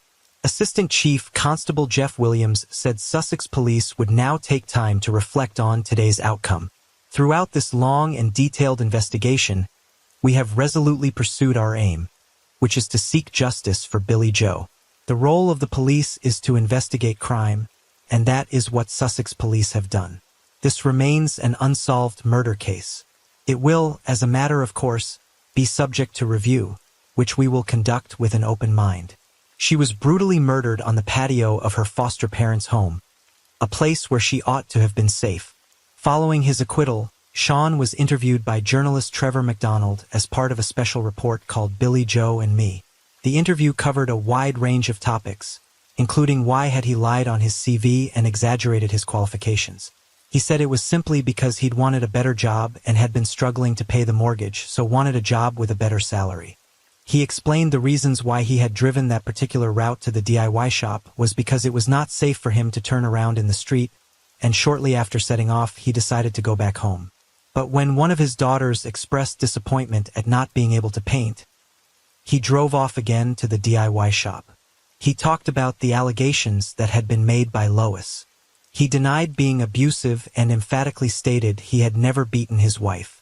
He said that Lois was vulnerable, didn't know what she was doing, and was persuaded by the police that he had killed Billy Joe. He also denied being violent with his children. Following the interview, two of his daughters said in a statement, "The comments made by our father, where he denied using corporal punishment against us, are not true." Following his experiences, Sean pursued a master's in criminology and criminal justice and a master's in social research and methodology. He said, "I'm in my final year of my doctorate and I'm enjoying understanding more and more about my case and what happened to me. I want to be able to use what I have learned to help other people who go through the miscarriage of justice experience."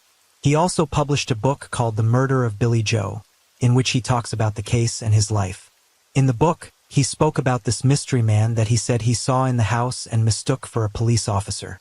And after it was published, a former neighbor said that she had remembered a report in a local newspaper that referred to a passing motorist who had seen an unidentified man coming out of the house that day. But this, like all other lines of inquiry, has seemingly gone nowhere.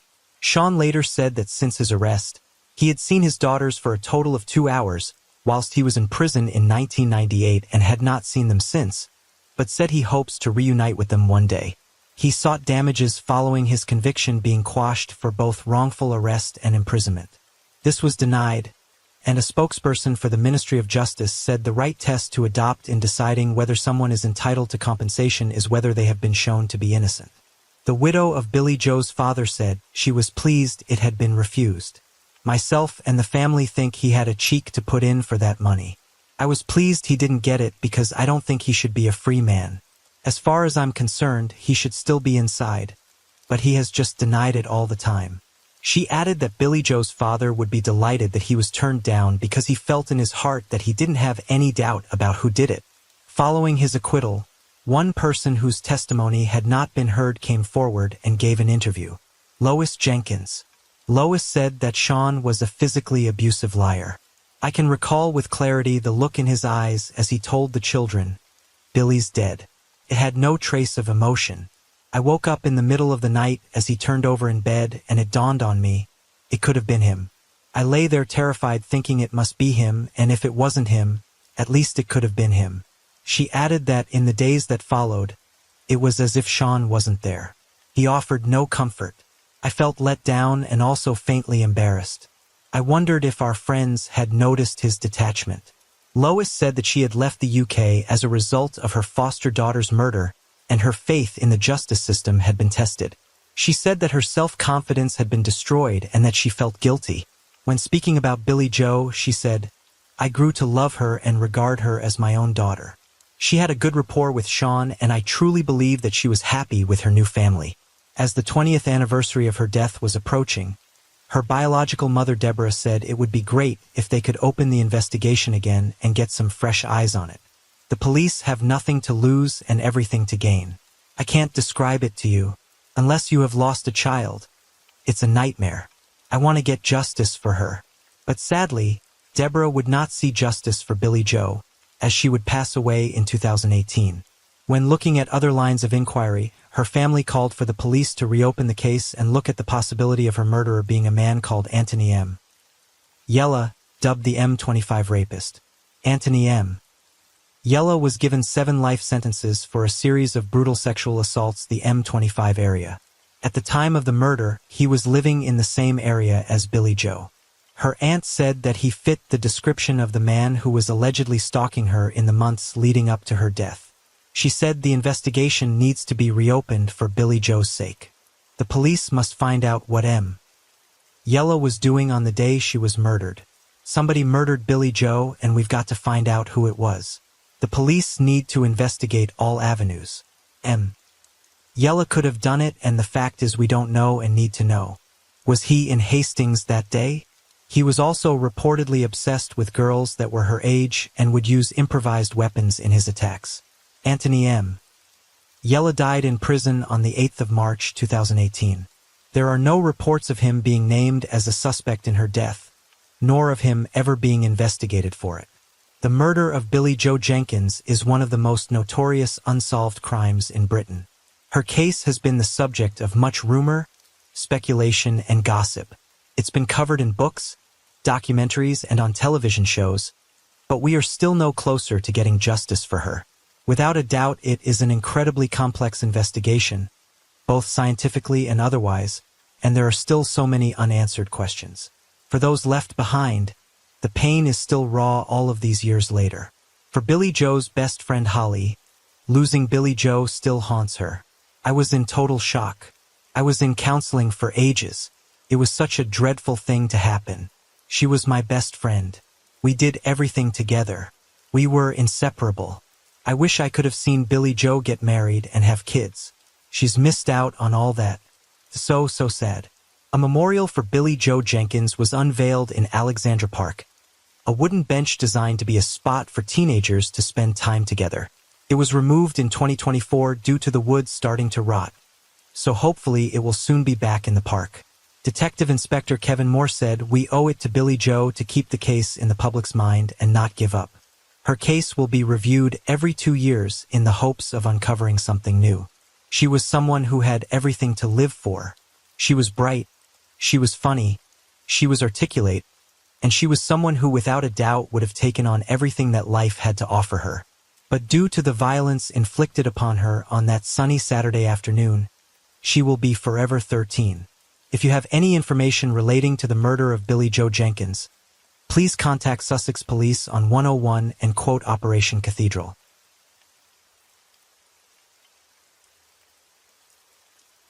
Story 4.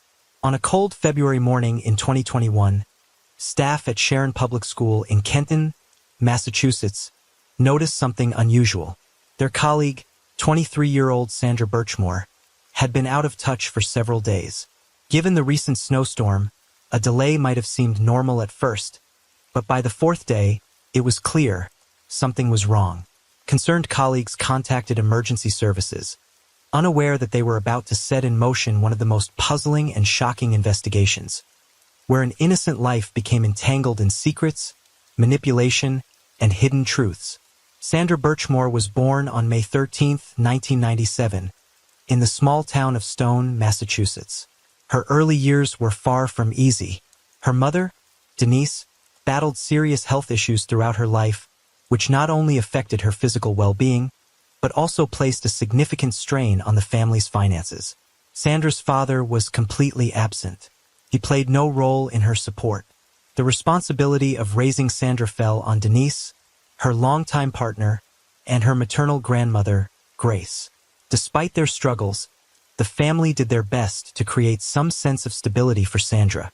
Her grandmother, Grace, played a crucial role in her upbringing, often stepping in as a caregiver when Denise had to undergo treatments or faced health setbacks. Growing up in a household where the adults were constantly navigating life's hardships, Sandra learned independence and responsibility at a young age. From early childhood, Sandra had a deep admiration for public service and was particularly drawn to people in uniform, whether police officers or members of the military. This admiration was reinforced by the fact that many of her maternal relatives served in law enforcement or the armed forces. This environment instilled in Sandra a strong respect for the law and a desire to be part of something greater than herself. Her interest in police work first emerged at the age of 8 when she was enrolled in a program called Respect. This initiative aimed to teach young participants civic responsibility, communication skills, and respect for those around them.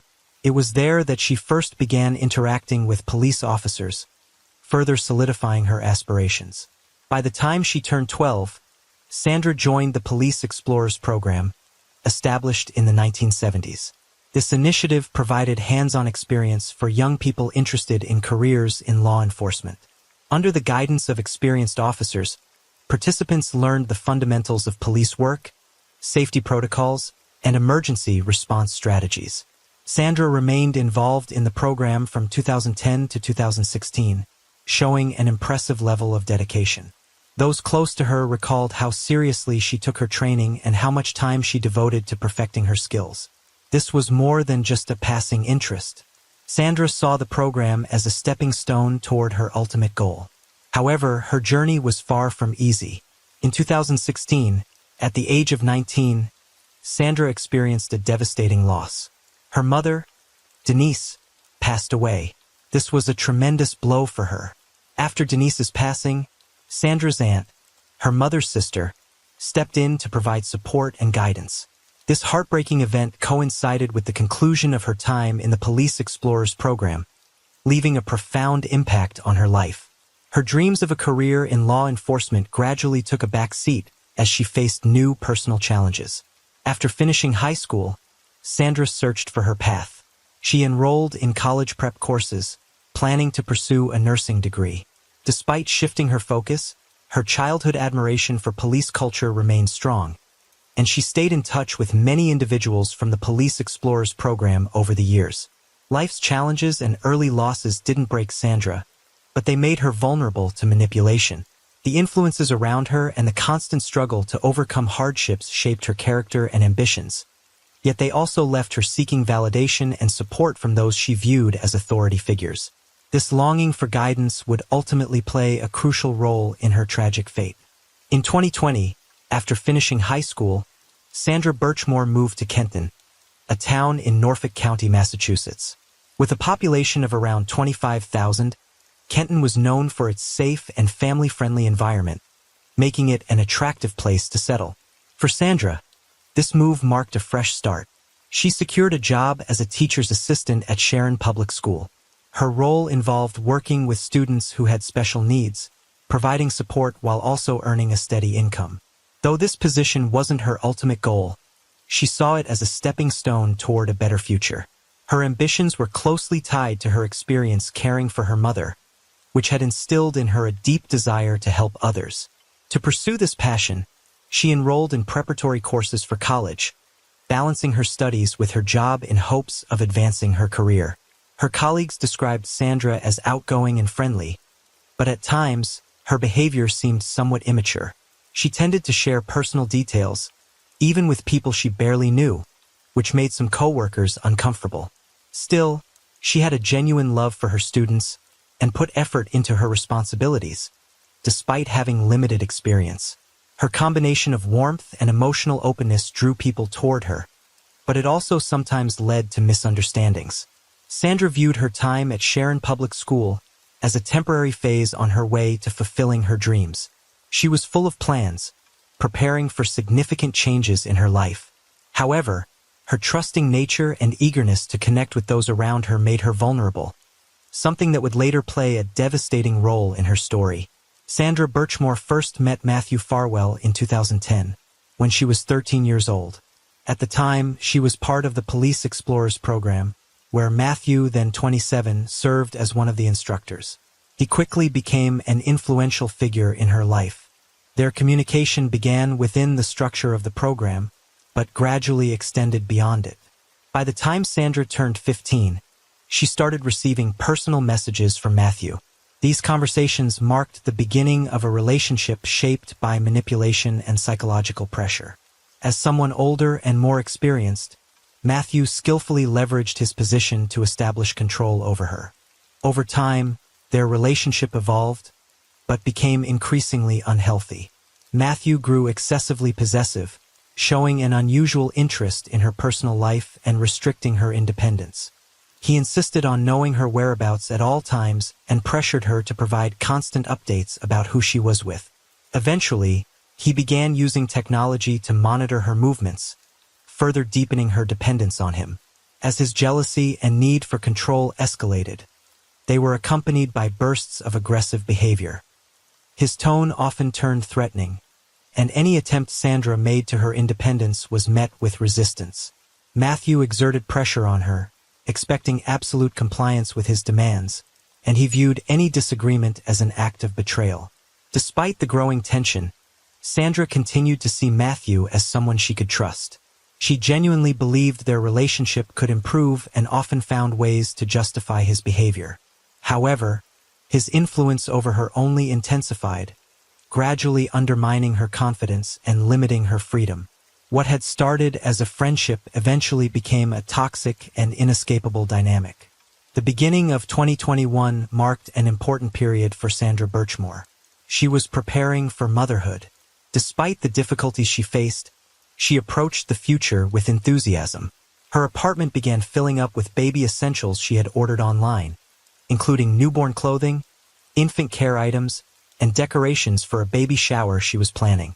She was eager to celebrate this new chapter of her life with her loved ones, carefully organizing every detail of the event, from decorations to the guest list, despite her financial constraints. Her excitement and energy surprised her relatives, who noted how inspired she seemed by the idea of becoming a mother. Sandra had also scheduled a photography session, intending to capture special moments after her baby's arrival. This decision further highlighted her commitment to her pregnancy and her anticipation of what was to come. However, those close to her began noticing signs of inner turmoil. Much of this stress stemmed from her strained relationship with Matthew Farwell, who remained a significant presence in her life, but was increasingly a source of anxiety. In the days leading up to the tragic events, Matthew's behavior became unusual. He visited Sandra's apartment, claiming he wanted to help her prepare for the baby's arrival. He asked for access to her home, requesting both a key and the door code, explaining that he wanted to be available in case of an emergency. While inside, he seemed particularly interested in her bedroom closet, paying close attention to the space. After he left, Sandra confided in a friend, mentioning that Matthew had been acting strangely. Despite her concerns, she tried to rationalize his behavior, convincing herself that his intentions were rooted in concern. This would be the last time she openly expressed doubt about his actions. On February 4, 2021, colleagues at Sharon Public School contacted the police after Sandra had been out of touch for several days and failed to show up for work. A heavy snowstorm had recently disrupted movement throughout the city, keeping many employees at home, but Sandra's absence raised concerns. Attempts to reach her by phone were unsuccessful. Soon officers were dispatched to her apartment for a welfare check. When officers arrived, they knocked repeatedly and rang the doorbell, but there was no response.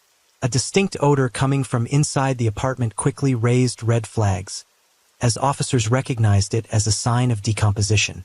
Given the circumstances, they made the decision to force entry. Inside the apartment, officers found Sandra in the bedroom. She had been discovered hanging from a closet door using a belt. The condition of her body suggested she had been deceased for several days. At first glance, the scene did not appear suspicious. The initial police report stated that there were no signs of a struggle. Furniture remained undisturbed, and the general disorder in the apartment was consistent with Sandra's usual living habits. However, when her relatives were allowed into the apartment after the body was removed, they noticed several discrepancies that cast doubt on the initial findings. One of the first things they observed was a load of wet laundry inside the washing machine, indicating that Sandra had been going about her normal routine shortly before her passing. On the table, there were unopened packages containing baby essentials, delivered just days before the incident. Another troubling detail was a broken necklace found near where she had been discovered. Strands of Sandra's hair were tangled in the chain, which suggested possible physical interference. Her relatives informed the police that Sandra never removed this necklace. She wore it at all times, even while sleeping or showering. This detail raised doubts about the conclusion that she had taken her own life. An even more alarming discovery was her phone. Sandra used her phone daily and was rarely seen without it. However, records showed that it had been powered off a full day before her passing and was never turned back on. Concerned by these inconsistencies, her family insisted on a more thorough investigation, believing there was evidence of outside involvement. With these new findings and growing concerns about her relationship with Matthew Farwell, law enforcement was forced to reconsider their initial assessment. His behavior in the days leading up to her passing, his request for access to her apartment, and his unusual demeanor during his final visit raised serious questions. These revelations marked the beginning of a deeper investigation to uncover what truly happened inside Sandra's apartment in those fateful days. The last recorded activities of Sandra Birchmore took place on the evening of February 1, 2021. Surveillance cameras captured her returning home from work around 5 p.m. A short while later, she stepped outside to retrieve a package containing baby clothes she had ordered. Afterward, Sandra was seen once again on video, clearing snow off her car parked outside her residence. At 5:46 p.m., she went back inside her apartment, marking the last time she was seen alive. Later that evening, another key figure in this case appeared on the security footage. Around 9 p.m., Matthew Farwell entered the building. He was seen walking into the lobby, heading up to Sandra's floor, and spending approximately 30 minutes inside her apartment. Footage showed him dressed in heavy winter clothing with a mask covering his face. While the cold weather could explain his attire, the way he deliberately concealed his identity seemed unusual. After a brief visit, Matthew left the building. The next day, Sandra did not show up for work and stopped responding to messages. Federal investigators took over the case, conducting a full review of the initial findings. One of the first concerns was the superficial crime scene assessment and the overlooked details.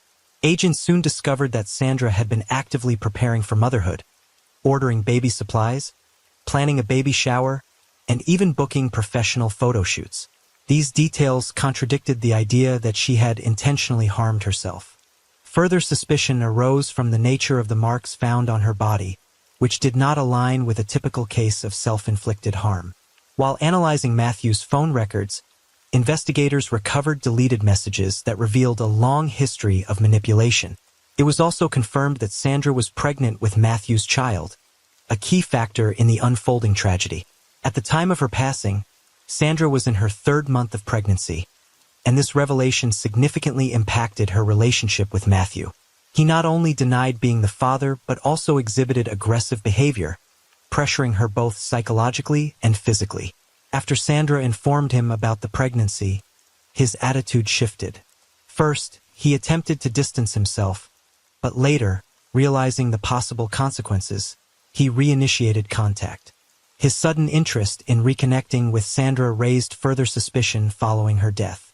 Investigators also uncovered that Matthew was married and had 3 children.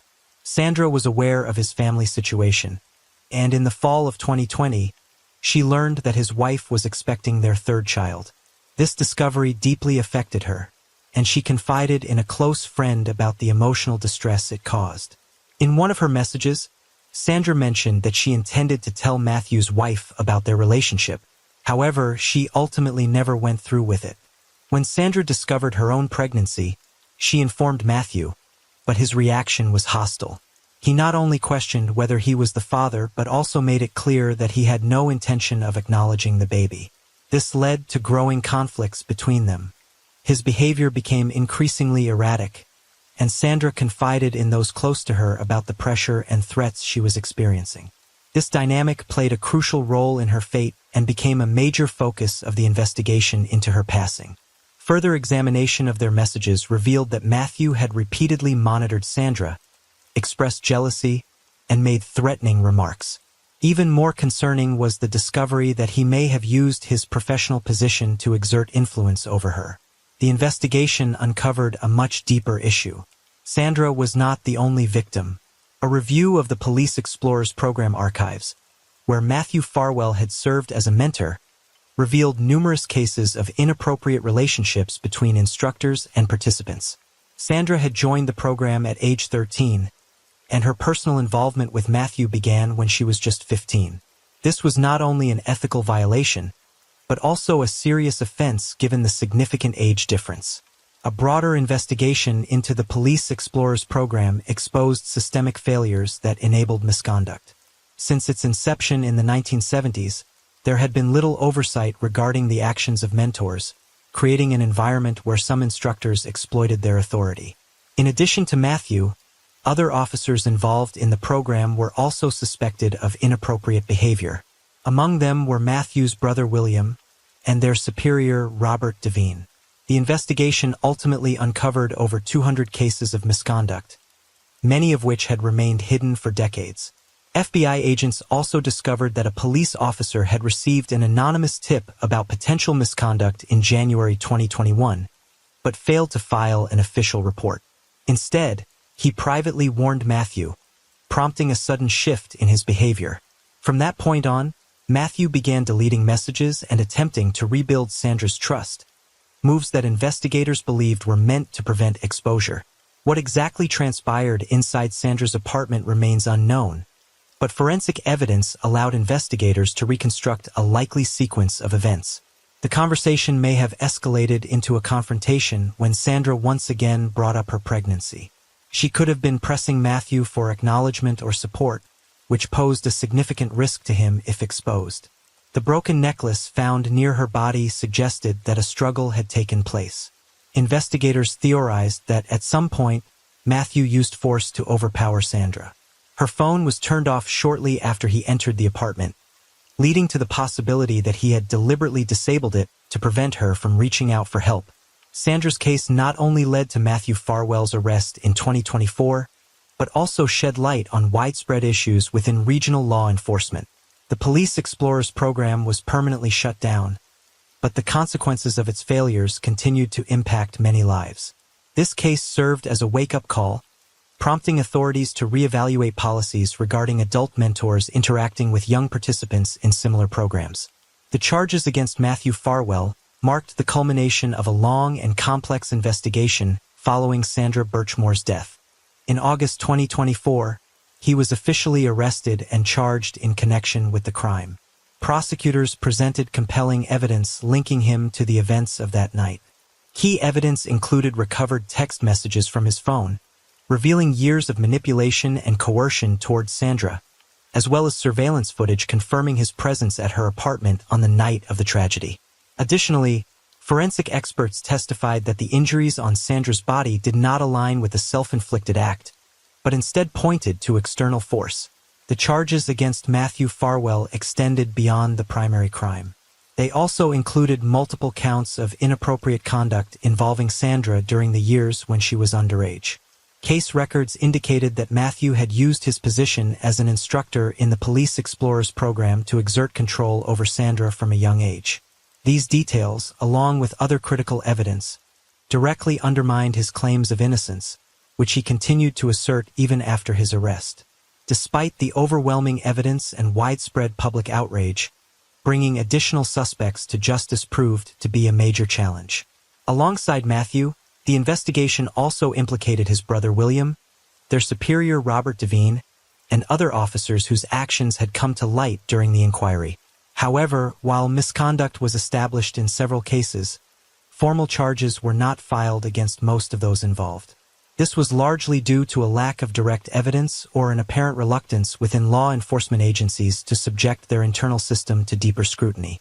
As of early 2025, the trial against Matthew Farwell was still ongoing. Prosecutors argued that after Sandra was fatally restrained, the perpetrator staged the scene to make it appear as though she had taken her own life, positioning her body on the closet door. However, forensic experts noted inconsistencies, key physical indicators that would typically be present in such a case, such as specific hemorrhages in the eyes and facial swelling, were missing. This supported the theory that she had been overpowered before the scene was staged. If convicted, Matthew Farwell faced the harshest possible penalty, including the potential for capital punishment. Sandra Birchmore's case was not just a personal tragedy. It became a stark reminder of the urgent need for systemic reforms within law enforcement and increased oversight of programs designed to work with vulnerable individuals. Her memory lived on through the ongoing efforts of her family and activists who continued to push for justice and meaningful change.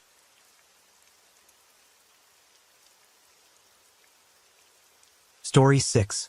People who seem charming, kind, and approachable may, in reality, harbor dark intentions, and pose significant dangers. This is why it's crucial to be cautious and never place blind trust in anyone. History is filled with cases where seemingly charismatic individuals committed shocking acts of cruelty after earning the trust of their victims. Some of the most infamous examples include well-known figures like Ted Bundy or Rodney Alcala, whose good looks and charismatic personas masked their true nature. One particularly chilling case that shook the world occurred in the fall of 2020, involving the tragic deaths of renowned soccer referee Daniele DeSantis and his fiancée Eleonora Manta. The crime was horrifying in its brutality and baffling in its apparent lack of motive. As investigators delved into the case, the revelation of the perpetrator's identity stunned everyone. Beneath an angelic exterior was someone capable of unthinkable cruelty. Even more disturbing, the criminal expressed an intention to repeat their actions, fueled by a chilling enjoyment of causing harm. This shocking story left a mark not only for its senseless nature, but also for the cold calculation and future intent behind it. It serves as a sobering reminder that outward appearances can never fully reveal the true character of a person. Daniele DeSantis was born in 1987 in the Italian city of Lecce. He was the eldest of 3 siblings in a close-knit and relatively affluent family. Growing up alongside his 2 younger sisters, Daniele formed strong, trusting relationships with them from an early age. Sports played a significant role in Daniele's life from the start, with soccer becoming his greatest passion. After finishing high school, he enrolled in a prestigious Italian university, where he pursued a degree in law, graduating in 2009. Alongside his studies, Daniele began building a successful career as a soccer referee. Starting as an assistant referee in 2017, he made his debut as the 4th official in a match between Pisa and Benevento. Over the years, his hard work and dedication earned him opportunities to officiate in Serie C and Serie B matches, overseeing more than 130 games in total. Daniele was known for his charismatic personality, athletic build, and recognizable presence on the soccer field. His career brought him financial success and the promise of a bright future. He had big plans for his life and was determined to continue growing in his profession. Daniele's talents extended beyond his professional life. His personal life was equally fulfilling, as he was in a loving relationship with Eleonora Manta, a charming young woman 3 years his junior. The couple planned to marry in the near future. Eleonora was born in Milan in 1990 and grew up in a modest household. She was the youngest of 3 siblings with 2 older twin brothers. During her early school years, her parents divorced. Her father eventually remarried and became largely absent from his children's lives, leaving her mother to shoulder the responsibility of raising them. From a young age, Eleonora pursued sports and dance with dedication. These shared interests brought her and Daniele together in 2019, and their instant connection blossomed into a romantic relationship. Friends and family described them as a beautiful, harmonious couple, seemingly perfect for each other. According to those close to them, the pair never argued and had absolute trust in one another. Eleonora had long dreamed of earning a degree in law. In 2020, she won a competitive placement to study at a university program specializing in law and international relations. Thrilled by the opportunity, she eagerly dove into her studies that September. By the summer of 2020, the couple decided to move in together, choosing Daniele's spacious apartment in a modern and prestigious residential complex. At the time, Daniele had been renting one of the rooms to a medical student who needed some time to find alternate housing. The transition went smoothly, and Eleonora gradually began moving her belongings into her boyfriend's home. In September 2020, life seemed to be falling into place for Daniele DeSantis and Eleonora Manta. Daniele's former tenant had moved out, Eleonora had brought over her belongings, and the couple was on the verge of living together permanently. They were also busy planning what was meant to be the happiest day of their lives, their wedding. Daniele was set to officiate an Italian Cup match between Monopoli and Medina on September 23rd, but tragically he would not live to see that day. On the evening of September 21st, the couple was celebrating Eleonora's move with a quiet romantic dinner in Daniele's apartment. Around 9:45 p.m., the peaceful evening was shattered when a chilling scream for help and sounds of a struggle filled the air. Neighbors, alarmed by the commotion, heard the unsettling noise persist for nearly 10 minutes. In that time, nearly a dozen calls were made to local emergency services, with many reporting that it sounded like someone was being attacked. None of them realized just how horrifyingly accurate their observations were. Shortly after 10 p.m., a 12-year-old boy walking his dog across the street from the building witnessed something that would haunt him. He heard the cries, but didn't fully grasp what was happening until a young man ran out of the apartment complex. The man hesitated briefly before heading toward the boy. The child later recalled the man's cold, emotionless expression and the knife in his hand. Terrified, the boy froze, unsure of what would happen next. Thankfully, passers-by appeared nearby, causing the man to flee. Despite his attempts to hide his face, several people got a good look at him before he disappeared into the night. Moments later, police cars and ambulances arrived at the scene. However, there was nothing they could do to save Daniele or Eleonora. Daniele was found lying on his back in the stairwell, surrounded by a large pool of blood, unresponsive. The door to the apartment was wide open, and inside, Eleonora's body was discovered in the hallway, face down. Her clothes and hair were soaked in blood. Both had passed away before emergency services arrived. The cause of death was later determined to be multiple stab wounds and massive blood loss. Forensic examiners counted 38 stab wounds on Danielle's body and 37 on Eleonora's. The extreme level of violence raised chilling questions. Who could carry out such a brutal attack, and why would they target this young, loving couple? Investigators initially considered the possibility of a botched robbery. Daniele was a well-known public figure, and it was no secret that he was financially successful. It seemed plausible that someone acting on a tip had broken in expecting to find valuables, only to be confronted by the couple at home. The timing, however, appeared to be tragically unlucky for Daniele and Eleonora. This theory was quickly dismissed, as nothing of value was missing from the apartment. Cash was left in plain sight, untouched. Moreover, Eleonora was wearing an expensive set of jewelry gifted to her by Daniele during their engagement. A pair of earrings, a necklace, and a diamond ring. None of these items were taken. Investigators were immediately struck by the extreme brutality of the attack. The victims were savagely attacked with a knife, which indicated personal motives and a deep-seated hatred toward them. This led to speculation that the crime might have been fueled by passion, perhaps a scorned lover, or someone seeking revenge. Detectives considered the possibility of a love triangle, where one of the victims might have had an affair that culminated in this violent act. However, this theory was soon ruled out. Daniele and Eleonora were deeply in love, and everyone who knew them was adamant that neither of them would betray the other. Nevertheless, the possibility of someone harboring unrequited feelings for one of them couldn't be ruled out entirely. At the crime scene, several peculiar items were found that didn't seem to belong to the victims. These included zip ties, a couple of bottles of bleach, and a blood-stained stocking.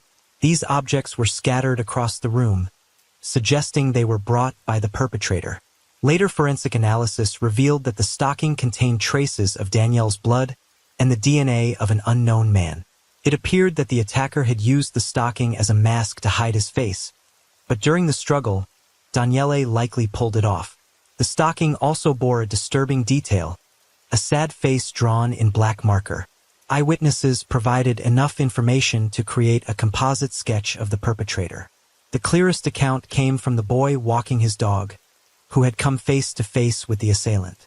However, the child was understandably frightened, and given that it was late at night, there were concerns about the accuracy of his description. The boy provided a more detailed account of the man's clothing and the backpack he was carrying, though the composite sketch didn't immediately lead to a breakthrough in the investigation. As detectives interviewed witnesses, some recalled hearing Eleonora repeatedly pleading with someone to stop, even shouting a name that sounded like Andrea several times. This was the first significant lead. Investigators began meticulously looking into every man named Andrea connected to the couple's lives, hoping it might lead them to the truth. The first person under suspicion was a man named Andrea Fermati, an acquaintance of Eleonora's from her teenage years. Though they lived in different cities and rarely interacted, they followed each other on social media. Investigators speculated that Fermati might have harbored feelings for Eleonora since their youth. Learning of her engagement, he may have acted on the twisted idea of, if I can't have you, no one can, targeting both her and her fiancé. Andrea was quickly located and brought in for questioning. Shocked by the news of Eleonora's death, he was even more stunned to find himself a suspect. However, his name was soon cleared. On the night of the crime, Andrea was on a business trip in Rome, with an alibi corroborated by numerous witnesses and security camera footage. The next suspect was Andrea Martinelli, a longtime friend of Daniele. Investigators considered the possibility that he secretly had feelings for Eleonora and resented Daniele because of it. Phone records revealed that the two men had spoken just 3 hours before the crime occurred. However, Martinelli also had an ironclad alibi, verified by multiple individuals. After ruling out the close friends, detectives turned their attention to a 37-year-old man named Andrea Rodio, a more recent acquaintance of the couple. He bore a striking resemblance to the composite sketch, making him a prime suspect. Rodio was detained, and witnesses were called in to identify him. Yet, every witness unanimously stated that man they saw the night of the crime was someone else. Adding to his defense, Rodio too had a solid alibi and he was released. With no other suspicious individuals named Andrea in the couple's social circle, the investigation hit a dead end. Detectives began to question whether Eleonora had shouted a different name during the attack, which meant the time spent investigating men named Andrea might have been wasted. It was now imperative to find new leads to move the case forward. During a second search of the crime scene, police uncovered a critical piece of evidence that had been overlooked earlier. Beneath a small shoe rack, they found a folded piece of paper, likely dropped by the perpetrator. The paper appeared to have been torn from a notebook, similar to those used by students. Written on it, in hasty handwriting, was a detailed series of steps, a chilling plan of action for entering the apartment and carrying out the crime. The instructions explicitly included subduing the couple using the zip ties that had been found at the scene. It appeared that the attacker had meticulously planned to restrain and harm the victims, using the materials they had brought with them. This discovery shed new light on the calculated nature of the crime and reignited the investigation with a renewed focus on identifying the cold and methodical perpetrator. For reasons unknown, the perpetrator abandoned the most brutal parts of their plan. Most likely, this was due to the fierce resistance put up by the couple. The loud screams and commotion, overheard by numerous neighbors, also likely made the attacker fear being caught in the act. The note revealed that the assailant had spent some time observing the apartment, walking near the windows and listening at the door to ensure that the couple was alone and had no guests. Other items on the list included disguising themselves with a nylon stocking, changing into clean clothes after the crime, and using bleach to erase evidence. However, the note offered no hint of a motive for such a horrifying crime. At the bottom of the page, there was a hand-drawn map of the neighborhood where the victims lived. The map marked all the outdoor surveillance cameras on buildings and utility poles, along with several escape routes that avoided these cameras. Despite this apparent planning, the attacker ignored these precautions during the escape. Witnesses pointed out the direction the suspect fled, and investigators were able to partially track the route using surveillance footage. Yet, the trail yielded little immediate progress. The composite sketch of the perpetrator had been circulating on television and in newspapers for several days, but no solid leads emerged. Then, on September 26th, a young man walked into a police station and reported that the sketch strongly resembled his classmate, a 21-year-old medical student named Antonio DeMarco. What caught the investigators' attention was that Antonio had not attended classes or contacted anyone at the university for several days following the crime. It soon came to light that Antonio had previously rented a room in Daniele DeSantis' apartment, but had moved out a few months earlier. He had not been considered a person of interest because he no longer lived there. Antonio was described as quiet and unremarkable, someone who avoided conflict and focused solely on his studies. Many people in the building didn't even remember that Daniele had once rented out a room. Those who knew Antonio spoke of him positively. He was diligent, polite, and attentive. He rarely interacted with anyone, didn't attend social gatherings or parties, and had no known romantic relationships. To most, he seemed like a typical bookworm. Law enforcement quickly obtained handwriting samples from Antonio's university records to compare with the writing on the note found at the crime scene. The forensic analysis confirmed a perfect match, leaving little doubt that the police had identified the person behind the heinous act. No one knew exactly where Antonio had moved after leaving Danielle's apartment, but detectives managed to track down his mother, who provided his current address. It turned out he was renting a room in a shared house with 2 other students, just 3 blocks away from the crime scene. The lease was under another student's name, and the rent was split between the 3 of them. On September 28, 2020, a week after the tragic events, Antonio DeMarco was arrested outside a comic book store where he had been buying a magazine. When approached by officers, he showed no surprise, made no attempt to resist, and didn't try to escape. Instead, he gave a crooked smirk and asked how long it had taken them to find him. From the outset, Antonio didn't deny his involvement. He displayed no emotions, no remorse, and answered investigators' questions in cold, detached detail, even appearing to take satisfaction in recounting the events of that night. He recalled seeing the young eyewitness walking his dog and admitted he had considered silencing him, but was in too much of a rush. He also noted that other people nearby would have complicated the situation. Antonio's chillingly calm demeanor and lack of regret were in stark contrast to his angelic appearance and the glowing remarks from his and the hospital where he was training as a medical intern.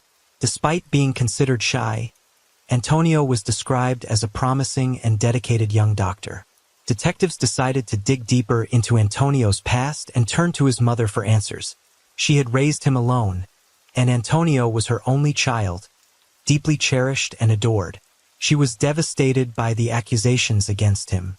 During questioning, she admitted that her son had always been different.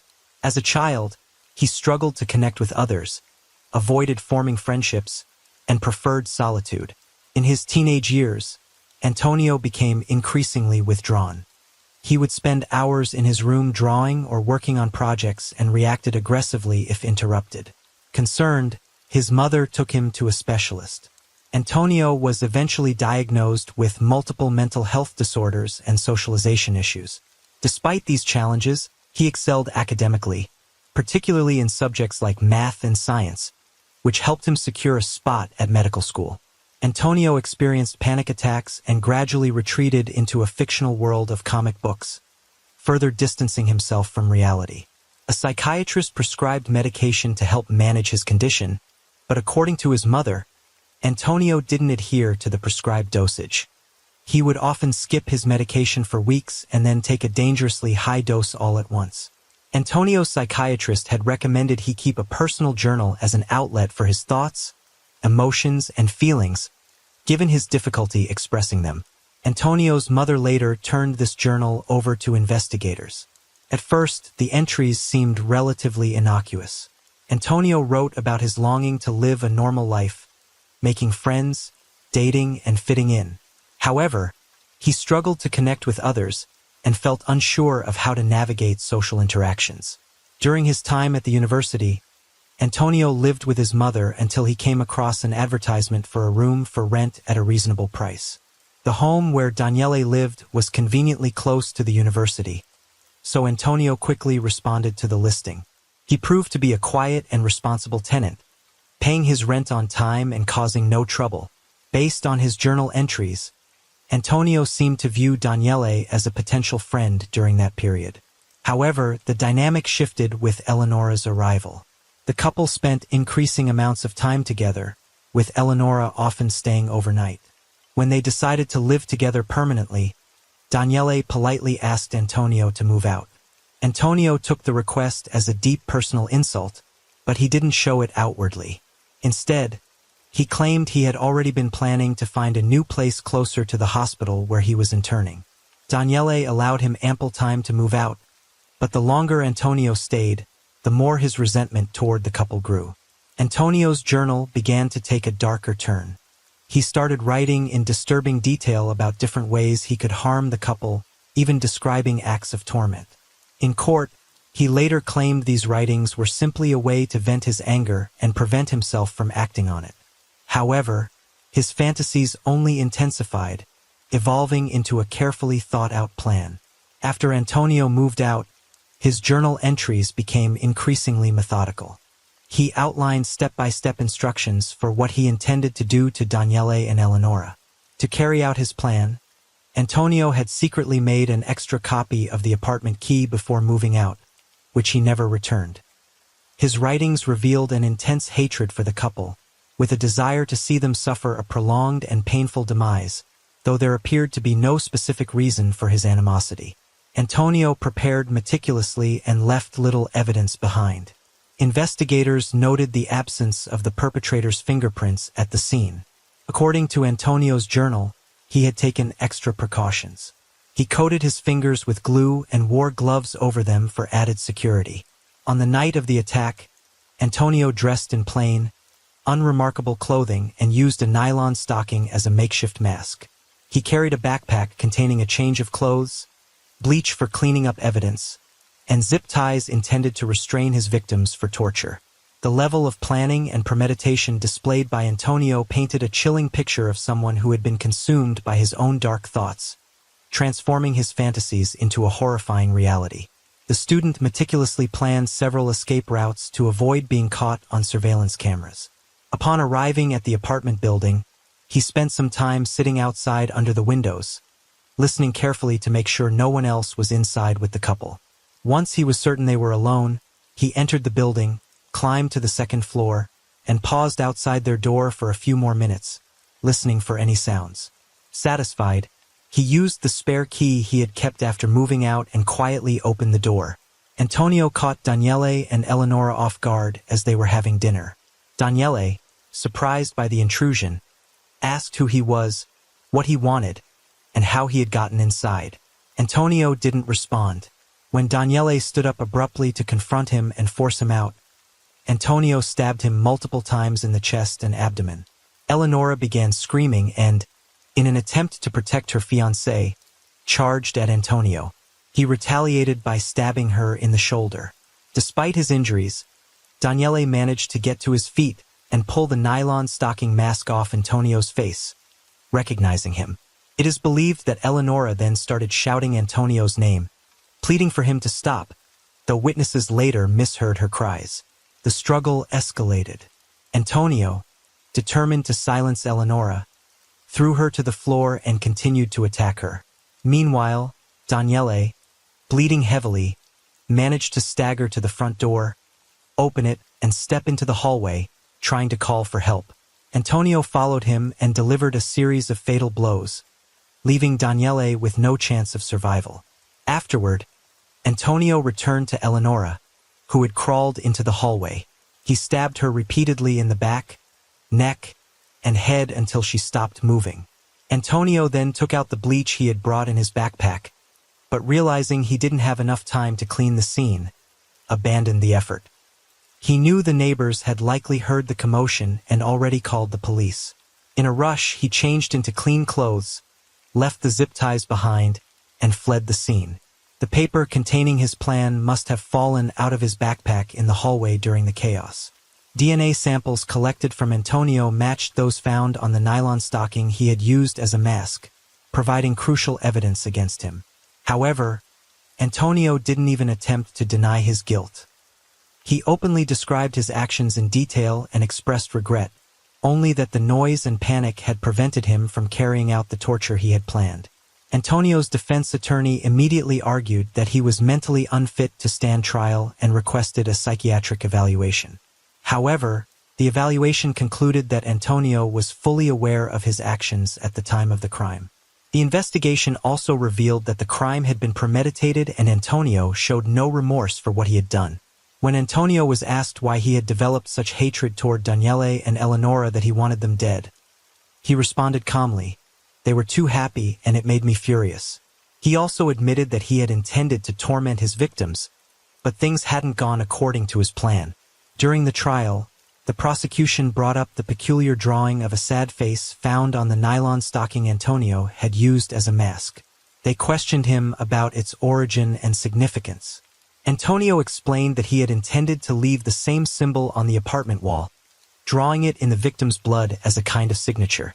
He even admitted that he had considered using this symbol in future crimes, openly stating that he would have committed another crime because he had enjoyed taking lives. On June 7, 2021, Antonio DeMarco was found guilty of premeditated double homicide committed with exceptional cruelty. The court also deemed him a significant threat, stating that he was capable of committing such crimes again. He showed no remorse, and psychiatric evaluations suggested he had the potential to become a serial killer. Antonio was sentenced to life imprisonment without the possibility of parole.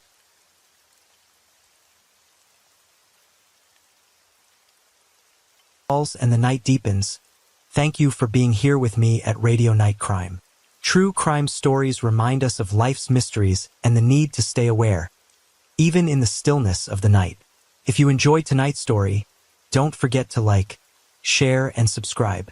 Let the sound of the rain lull you to sleep, and until next time, stay safe, stay curious, and let the night keep you company.